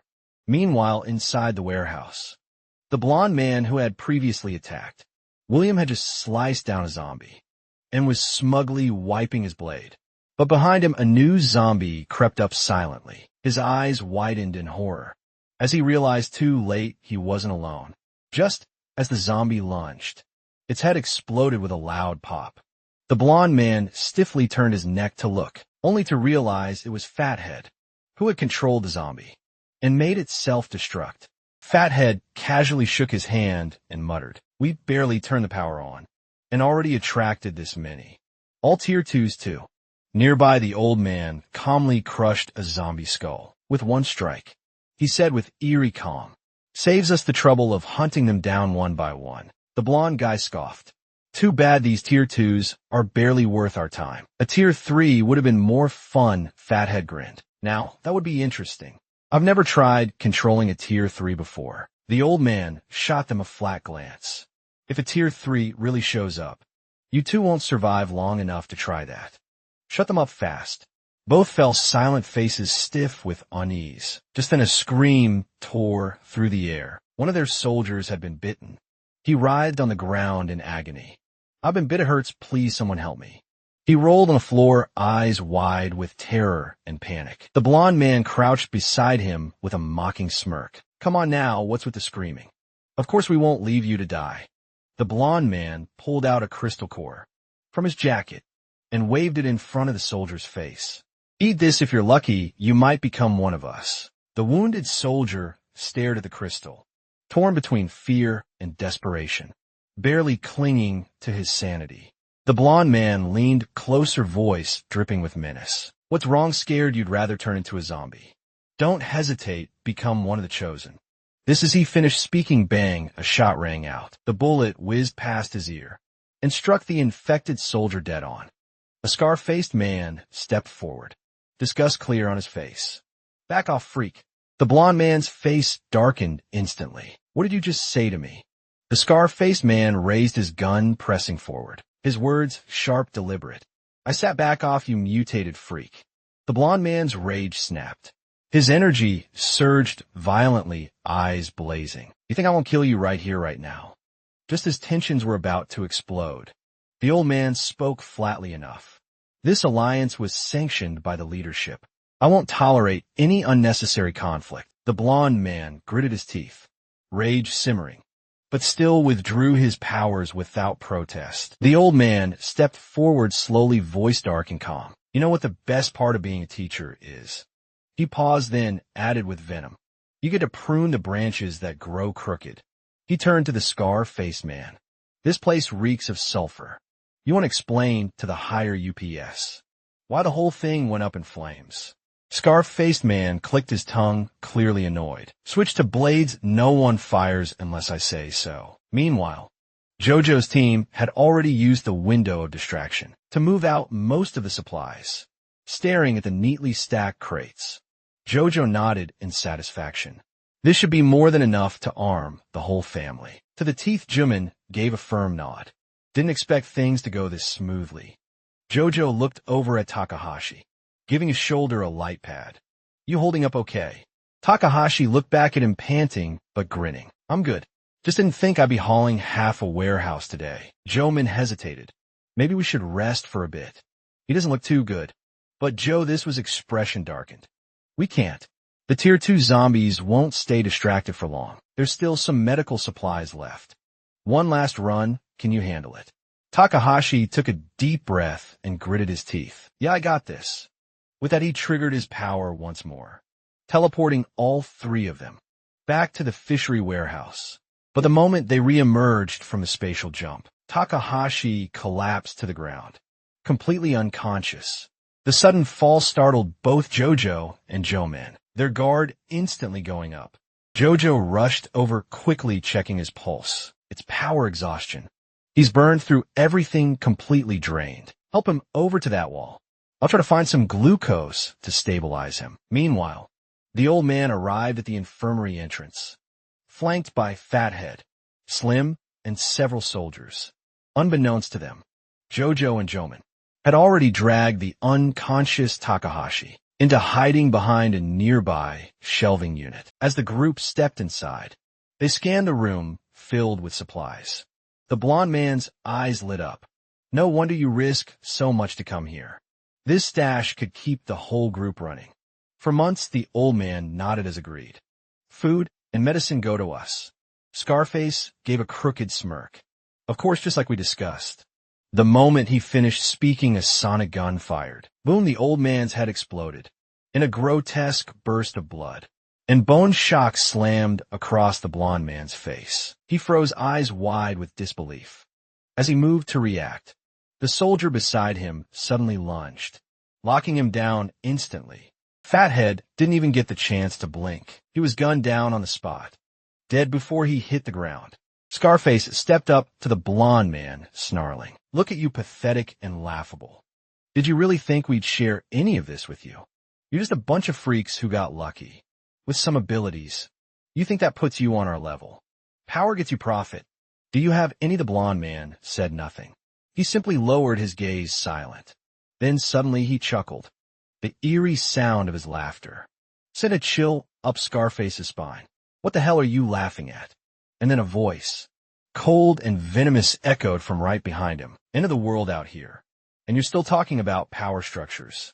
There's only one law: survival of the fittest. Scarface froze as the old man, whose head had just been blown apart. He stood back up, alive and smiling darkly, with eyes wide in horror. Scarface spun around and opened fire behind him, in a panic. The old man didn't even flinch as Scarface opened fire. He just stared back, emotionless. Then something impossible happened. Every bullet stopped midair, frozen inches from his body. Scarface's eyes widened in pure horror. What is that thing? Fire. Everyone opened fire, he shouted, voice cracking with panic. But before his soldiers could even raise their weapons, a hail of bullets tore through them. Several dropped, instantly shot clean through. Off to the side, a soldier with glowing red eyes had taken position with a sniper rifle, methodically eliminating Scarface's entire unit. From behind the shelves, Jojo let out a cold chuckle. Classic let the dogs tear each other apart. Joe-man glanced over. How's Takahashi holding up? Jojo checked his unconscious teammate, then sighed. Still out cold, no signs of waking up. Trapped but thinking fast, Jojo clenched his jaw. If those monsters wipe each other out, I'll finish off whoever's left. Scarface staggered backward, voice trembling as he watched the old man approach. Don't come any closer, I'm warning you. Stay back. I've got important people behind me. You wouldn't dare kill me. The old man gave a cold, mocking laugh. Important people. Too bad, they're probably corpses by now. Before we even arrived at the fishery, our operatives were already embedded with them. Just like you. We never had any intention of working together. One world doesn't need two eras. He calmly raised his hand. At the flick of a finger, a bullet suspended midair, shot forward with a crack right into Scarface's skull. The old man didn't even blink. Your era is over. As the body dropped, he turned to one of his swine. Clear out the stragglers outside the compound. The red-eyed soldier grumbled. Seriously, I just got into this body. Still not fully synced yet. The blonde man, now casually lighting a cigarette, rolled his eyes. Oh, please, you say that every time at this point. Changing bodies is like changing shirts for you. Swine grumbled, knowing there was no getting out of it. Yeah, I'm going, he muttered, dragging his feet as he exited the compound. As he left, the blonde man glanced around the room, packed with crates. So what now? Just the two of us. It'll take forever to move all this stuff. The old man paused in silence, then slowly turned his gaze toward a shelf in the corner and muttered, no rush before we move anything. Let's clear out the rats behind the shelves. Jojo's heart clenched. They know the old man continued, voice calm but cutting. The soil outside is damp. It clings to the soles of shoes. And young men, they tend to be sloppy. A habit that needs correcting. So, will you come out on your own, or shall we drag you out? Jojo exchanged a look with Zoming. They've been discovered, no question. Without hesitation, Jojo was stepped out from cover, energy pulsing from his body. Looks like talking's over. Let's finish this. Jojo was stepped out from behind the shelves, blade gripped tightly in hand. In an instant, he dashed straight toward the blonde man, a blur of movement. The blonde man recognized him and scoffed. You again came here to die properly, this time calmly. He pulled out a handful of marbles, charging them with his ability. With a flick of his wrist, he launched them at Jojo. The marbles ripped through the air like bullets, closing in fast. Too fast, Jojo's eyes narrowed. Reacting instantly, he brought up his blade, clang deflecting the deadly shot just in time. The blonde man sneered, really? You think you can dodge in a space this tight? Jojo didn't answer. He just grinned. Hook, line and sinker. Before the blonde man could realize it, a shadow swept in from the side. Zhou Ming had circled around behind him, with his fist drawn back. Glowing with power, he threw a devastating punch, straight at the back of the blonde man's head. The blow landed clean before he could react. The blonde man collapsed like a sack of bricks, taken out instantly. Just as Zhou Ming began to let out a breath of relief, Jojo spoke sharply beside him. Don't relax. There's still one left, and he's the real threat. Jojo's eyes glowed with a faint blue light as he locked onto the old man. Instantly, data streamed across his vision-frowny face. Yao Shang Hui, age 61. Ability Supercells Tier 2. Next upgrade requires 3x Tier 3 zombie cores. Advancement to Tier 5 chance. 24% raw core requirement. The blond man lay motionless on the ground defeated, but the old man, Yao Shang Hui, simply stared at them. Calm as ever, that eerie calm made Jojo's skin crawl. He clenched his jaw. We strike first. Without a word, he and Zhou Ming moved in unison, rushing from opposite sides to flank the old man. Jojo's blade slashed cleanly across Yao's neck, but it didn't even leave a mark. The old man stood completely still. Jojo's eyes widened in shock. What the hell? His skin's tougher than steel. But Jojo didn't hesitate, bro sync strike. Zhou Ming's eyes sharpened. He understood instantly. Without pause, he gathered all of his energy into a single punch, and then launched it straight at the old man. No holding back. Their attacks converged. Jojo's blade strike and Zhou Ming's energy blast hit the old man at the exact same moment, forming a cross-impact shockwave. Jojo had guessed. The old man was immune to external damage, so they tried using pure energy resonance to cause internal disruption. But as the shockwave faded, Jojo froze, eyes wide with disbelief. The old man still stood tall, shirtless and utterly unharmed, as if nothing had happened. Worse yet, the energy they unleashed had begun to seep into his body, absorbed like steam into dry ground. Seconds later, a familiar surge burst from his core, the same power signature as Zhou. He had copied the ability. Jojo's eyes widened as he whispered in shock. Blood Pagoda. The old man took a deep breath, eyes closed, basking in the flow of absorbed power. Excellent. Your abilities are top tier, especially you, Shaggy Boy. Multiple abilities. Am I right? His gaze narrowed as he turned to Jojo and Zhou Ming. You two are qualified to join us. Zhou Ming blinked. I still stunned. Join you. The old man turned away, casually gesturing toward the crates of supplies. You came for these, didn't you? Join us, and you'll have more than you'll ever need. Jojo was scoffed. You just betrayed your own people, and you think we'd trust a word from you? The old man waved vaguely at the corpses on the floor. They were remnants of the old world, he said, tone calm and cold. We're not like them, we the gifted. We were born to rule the new one. Jojo fell silent for a moment, then asked coldly, gifted ones ruling the world, fine. But what about the ordinary people? The old man smiled slightly, his tone calm. They'll live under our protection. They'll be the foundation of the new world. Jojo snorted. Foundation? You mean slaves? He knew damn well.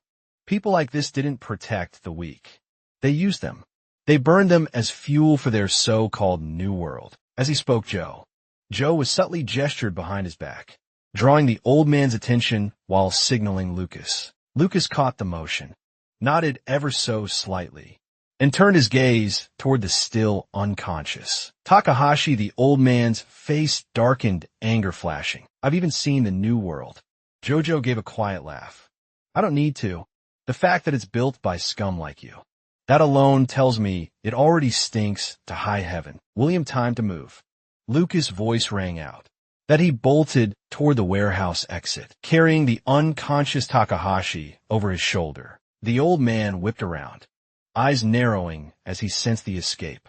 In that same instant, William dashed past him, slicing through the narrow gap like a shadow. As he passed his voice echoed coldly in the old man's. I'm going to find every last one of you and drag your new world straight to hell. The old man stood stunned, caught off guard by William's ruthless decisiveness. But before he could react further, he noticed a lit lighter tumble to the ground near his feet. Boom, a massive explosion ripped through the warehouse, sending flames and debris flying skyward. Meanwhile, deep in the forest, BIA was frantically calling into her walkie-talkie. William, Lucas, Takahashi, anyone come in? But only static answered her. The channel remained deathly silent.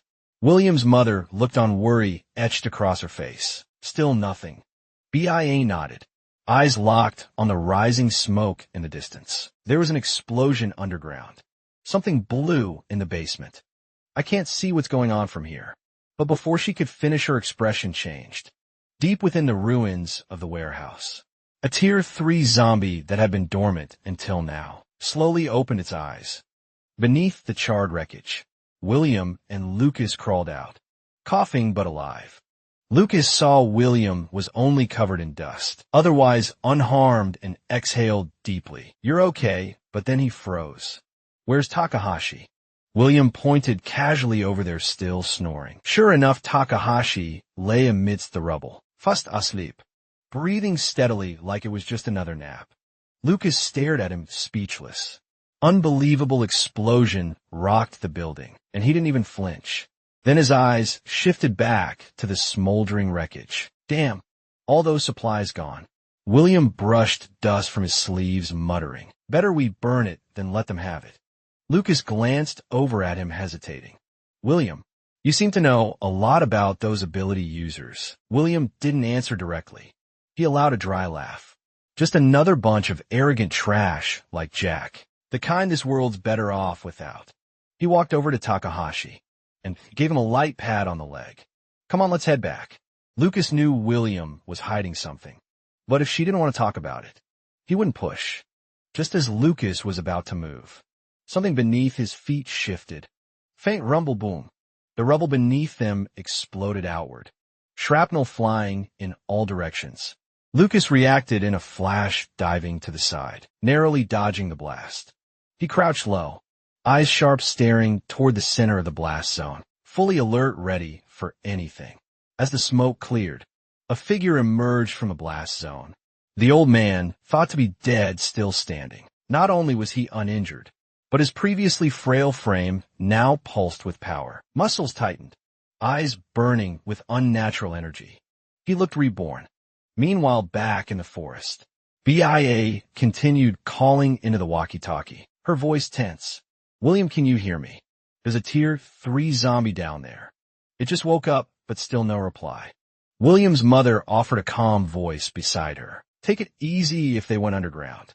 Maybe the signal's just cut off. Besides, with Takahashi around, they'll be fine. He's got them covered." Via nodded, but the memory of that explosion still gnawed at her chest. William's mother smiled warmly. "Didn't expect my son to have someone this worried about him. Makes me feel like the outsider now." Via's face flushed instantly. No, Annie, it's not like that.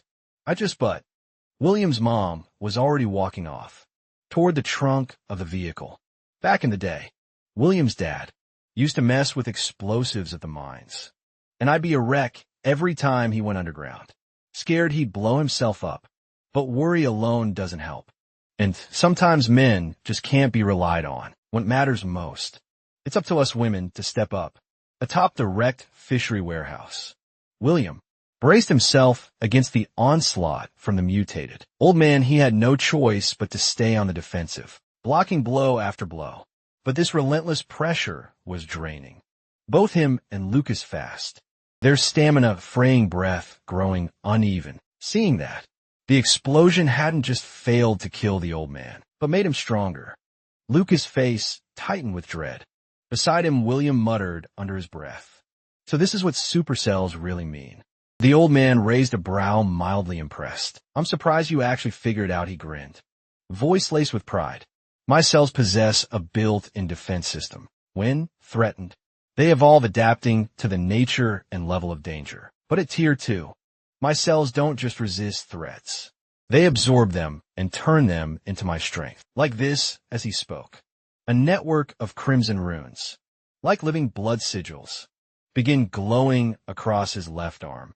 And then he launched forward, a blur of raw power, charging directly at William and Lucas. The two barely had time to react.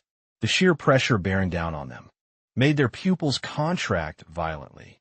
William and Lucas channeled every ounce of their energy, boosting their speed to the limit, each diving in opposite directions to dodge the incoming strike, just barely avoiding the old man's devastating blow. They countered instantly, Together they surged forward, combining their power for a full-force attack aimed at the old man's back. Their strikes landed hard, but did absolutely nothing. The old man didn't flinch. In the next instant, a ripple of red energy surged from his body. The damage had been absorbed and converted, and now it was coming back. Lucas took the full blast. He was sent flying like a rag doll, crashing hard to the ground, and didn't move again. William glanced over, heart pounding. But he knew if this thing wasn't stopped now, everyone would die here. Gritting his teeth, he roared and unleashed both of his abilities at once. Twin energies fused into a single devastating strike, forming a burning black and white energy fist that screamed toward the old man's chest. But the old man didn't move. He raised one arm completely unfazed and braced for the impact. William's punch hit squarely, but it was like punching smoke. No recoil, no damage. No effect. The old man sneered, voice cold and venomous. I told you, the stronger the threat, the stronger my cells become. As long as they remain active, I cannot. Meanwhile, at the entrance to the fishery, William's mother and Luna finally arrived at the scene. Sia's eyes narrowed as she spotted bodies strewn near the gate. Did William do this? William's mother crouched beside one of the corpses, her face darkening. No, these were killed by gunfire. Just in a burst of gunfire, echoed from deeper inside the compound, and a soldier dropped right in front of them, shot clean through the skull. Blood sprayed across the gravel. William's mother reacted instantly, grabbing Luna and ducking them behind a nearby stack of crates. Footsteps approached. A man in blood-splattered military gear appeared, wiping his sleeve with distaste. Ugh, filthy. As he walked toward them, he casually counted the bodies out loud. 1, 2, these ones are just in the way. After a final look around, the infiltrator calmly raised his pistol again. Bang, he fired another round, right into the already dead body, near William's mother and Luna. Watching from behind the wall, both women tensed. Something was very, very wrong. The fake soldier let out a twisted smile. Looks like we got 2 extras. Come on out, ladies, drop whatever you're. His instincts kicking in, he whipped around, gun ready. But in that split second, William's mom moved. He closed the distance and smacked the pistol from his hands. With swift precision, the man blinked in surprise, then smiled. Well, feisty now, I'm really excited. Let's have a little fun, shall we? William's mother said nothing, but in her eyes she knew this wouldn't be won with words. Meanwhile, atop the fishery ruins, William was being held in the air, strangled in the grip of the old man. The old man's tone was flat. You're different. You saw through my ability. You wield 2 powers at once. And you've seen the new world, haven't you? Tell me your secrets. William didn't answer. His eyes scanned his surroundings, searching for a way out. Then he felt a chill in the air, familiar rising. The cold crept in, brushing his skin like frost, and his heart leapt a tear. William let out a low, deliberate chuckle. The old man narrowed his eyes. What are you laughing at? William broke into laughter, bloodied but defiant. I'm laughing at your arrogance, your delusion. You think you're the chosen ones, meant to rule the new world. You treat normal people like slaves. You hunt zombies like prey. But in the end, it'll be your kind, buried beneath the feet of the very ones you look down on. The old man's face darkened, his fury barely contained. Veins bulged across his arm as he squeezed William's throat harder. Then with a roar, he lifted William and slammed him into the rubble below. William coughed violently, a jet of blood spraying from his lips. Nonsense, the old man spat, his eyes blazing. You think that will shake me? William lay crumpled in the debris, blood dripping from his mouth, still grinning. If there's a God, he rasped. You'll were the first he abandoned. The old man roared. Voice cracking with fury, he raised both fists overhead, energy crackling between them, and brought them crashing down to boom. The ground exploded beneath them in a violent shock wave of force. Just as the old man's crushing blow was about to land, William vanished in a blur of smoke, reappearing at a distance. He stood tall, grinning with a wicked glint in his eyes. The dust cleared, the old man's eyes widened. He realized William had escaped. At the very last instant, He was just about to give chase when suddenly, his gaze locked on his own hand. The cells in his palm had stopped responding. No activity, no regeneration dead. And then from behind him, rising from the rubble, a pale hand reached out accompanied by a chilling. I'm cold, the old man spun around, but it was too late. That corpse-like hand clamped around his leg, and where it touched, his flesh darkened. His skin frosted over, and his cellular power died instantly. The old man finally pieced it together. His eyes blazed with fury. You lure that thing here, William smirked unfazed. Well, I can't beak you myself, so I brought a friend. Just then a zombie, cloaked in icy mist, pulled itself from the rubble, frost rolling off its rotting skin. The old man's burning hot energy caught its attention. Instantly, he'd become the target. The creature advanced step by step. The cold clawed at his flesh, and for the first time his cells recoiled. He instinctively took a step back. William seized the moment, slinging Lucas over his shoulder and calling out for Takahashi as he made for the exit. But just as they reached the edge of the blast zone, boom, the explosion rocked the air. William turned on instinct, eyes wide as heart dropped. The ice zombies shattered, reduced to frozen shards, destroyed outside the fishery warehouse. William's mom fought with ruthless precision, pressing the soldier back with every strike. Then, in a fluid motion, she spotted an opening and snapped a kick across his chest, sending him flying. BIA, watching from the sidelines, could hardly believe her eyes. This is William's mother. The soldiers staggered up, snarling in disbelief. No way. I'm a trained combat instructor, and I got beat by some woman. William's mom dusted her hands off, smirking. Instructor, please. You're barely good enough to be a punching bag. The insult struck deep. You bitch, he roared. I'm gonna kill you. He reached for his gun. Luna, iron rod, she barked without missing a beat. Luna didn't hesitate, tossed the weapon straight at her. The soldier barely raised the gun when whack. The iron rod slammed into his skull. With a sickening crack, he collapsed forward, disoriented, helpless. William's mom stepped over, grabbed the rod again, and drove it straight into the back of his head. You want to challenge me, she muttered. Check your stats, first rookie. But the moment those words left her mouth, William's mother suddenly trembled. Her body jerked as if something inside had taken hold. Back facing BIA, she muttered, voice strange and hollow, Luna, lead the way. Luna hesitatif. Something fell off, but she nodded. Stepping forward, suddenly William's mom whipped around, her eyes glowing red. Her smile twisted, and from her throat came a low, guttural laugh. With terrifying speed, she raised her hand, fingers sharpened into a deadly blade, and lunged at BIA. Just as the strike was about to land, it stopped frozen mid-air, an inch from Luna's face. Via stared at the trembling hand frozen in place, paralyzed with fear. William's mother's face contorted in agony, her body shaking violently. She was fighting something inside. Through clenched teeth, she hissed, you little bastard. Get the hell out of my body. Just then a voice echoed from within William's mother. What, no, your consciousness should have been erased. William's mother clutched her forehead, steadying herself, then snarled, you smelled. Just like the rest of those rotting corpses, disgusting. In the next breath, a wave of pure, radiant energy exploded outward from her chest. Her purification ability had awakened. The invading spirit screeched, what is this? It burns. It hurts. Stop, stop.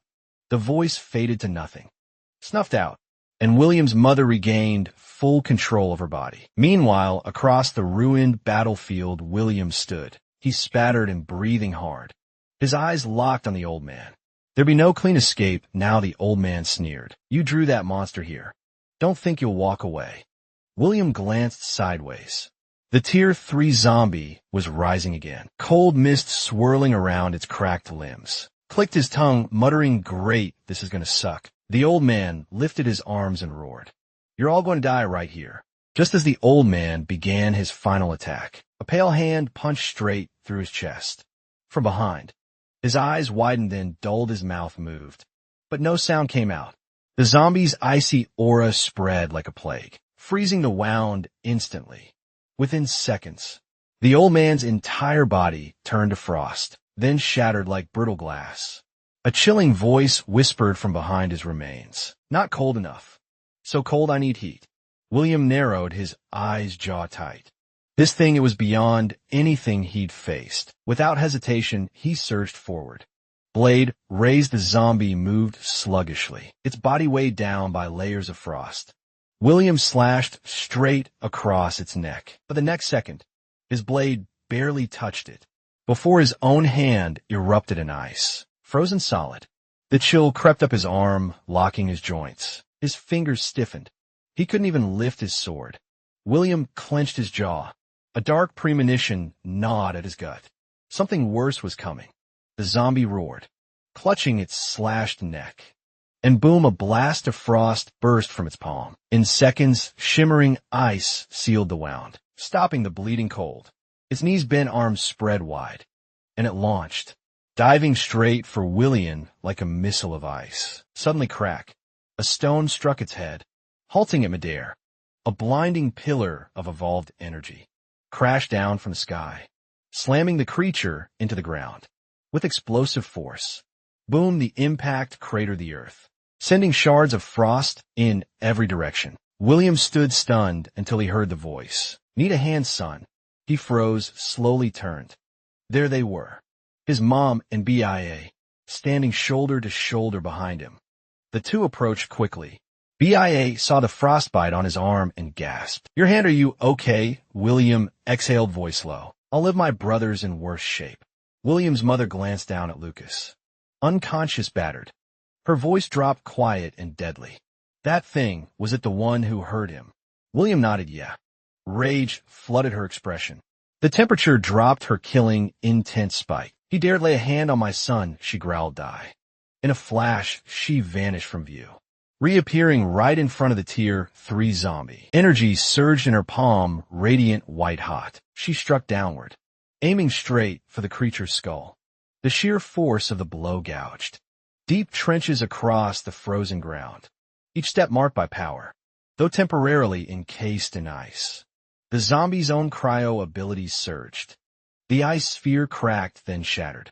The monster burst free, completely unfazed. But William was already behind it, his blade glowing with charged energy. With one fierce motion, he drove the blade deep into the creature's back. The energy surged outward, pulsing through the zombie's body. Boom, a thunderous blast erupted from inside the monster. Its entire upper torso exploded, ripped apart in a rain of gore and shattered bone. William stood still for a moment, watching the broken remains. He finally let out a breath. It's over. His mother approached, giving a slight nod. Didn't expect it to last that long. She glanced toward the horizon. Come on, let's grab your brother and regroup with the others. Just as the group began to let down their guard, Via's voice rang out in alarm. Watch out. It's not dead yet. A massive wall of ice erupted behind William and his mother, frost exploding outward the tear.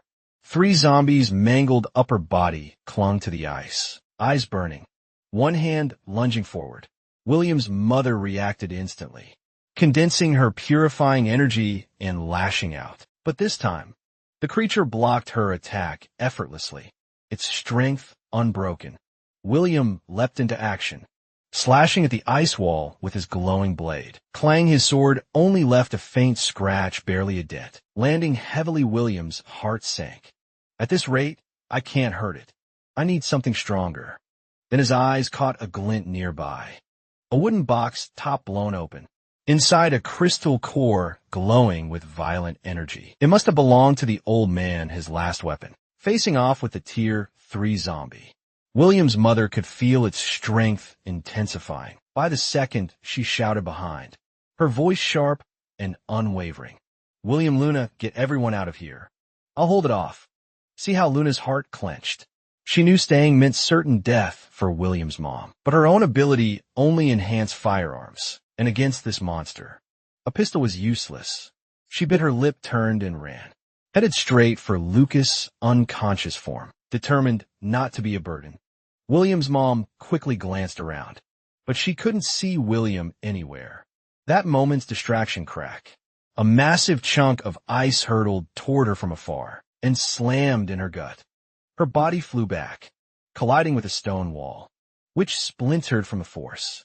She gasped, then coughed up a mouthful of blood slumping down, her strength fading fast. Just as the tier 3 zombie lunged forward again, a single hand calmly pressed against its forehead. William's cold voice followed, steady as steel. "Man, why do you all insist on being the last to fall?" Then he chuckled. "Guess that's just how we are in this family. I've gotten used to it."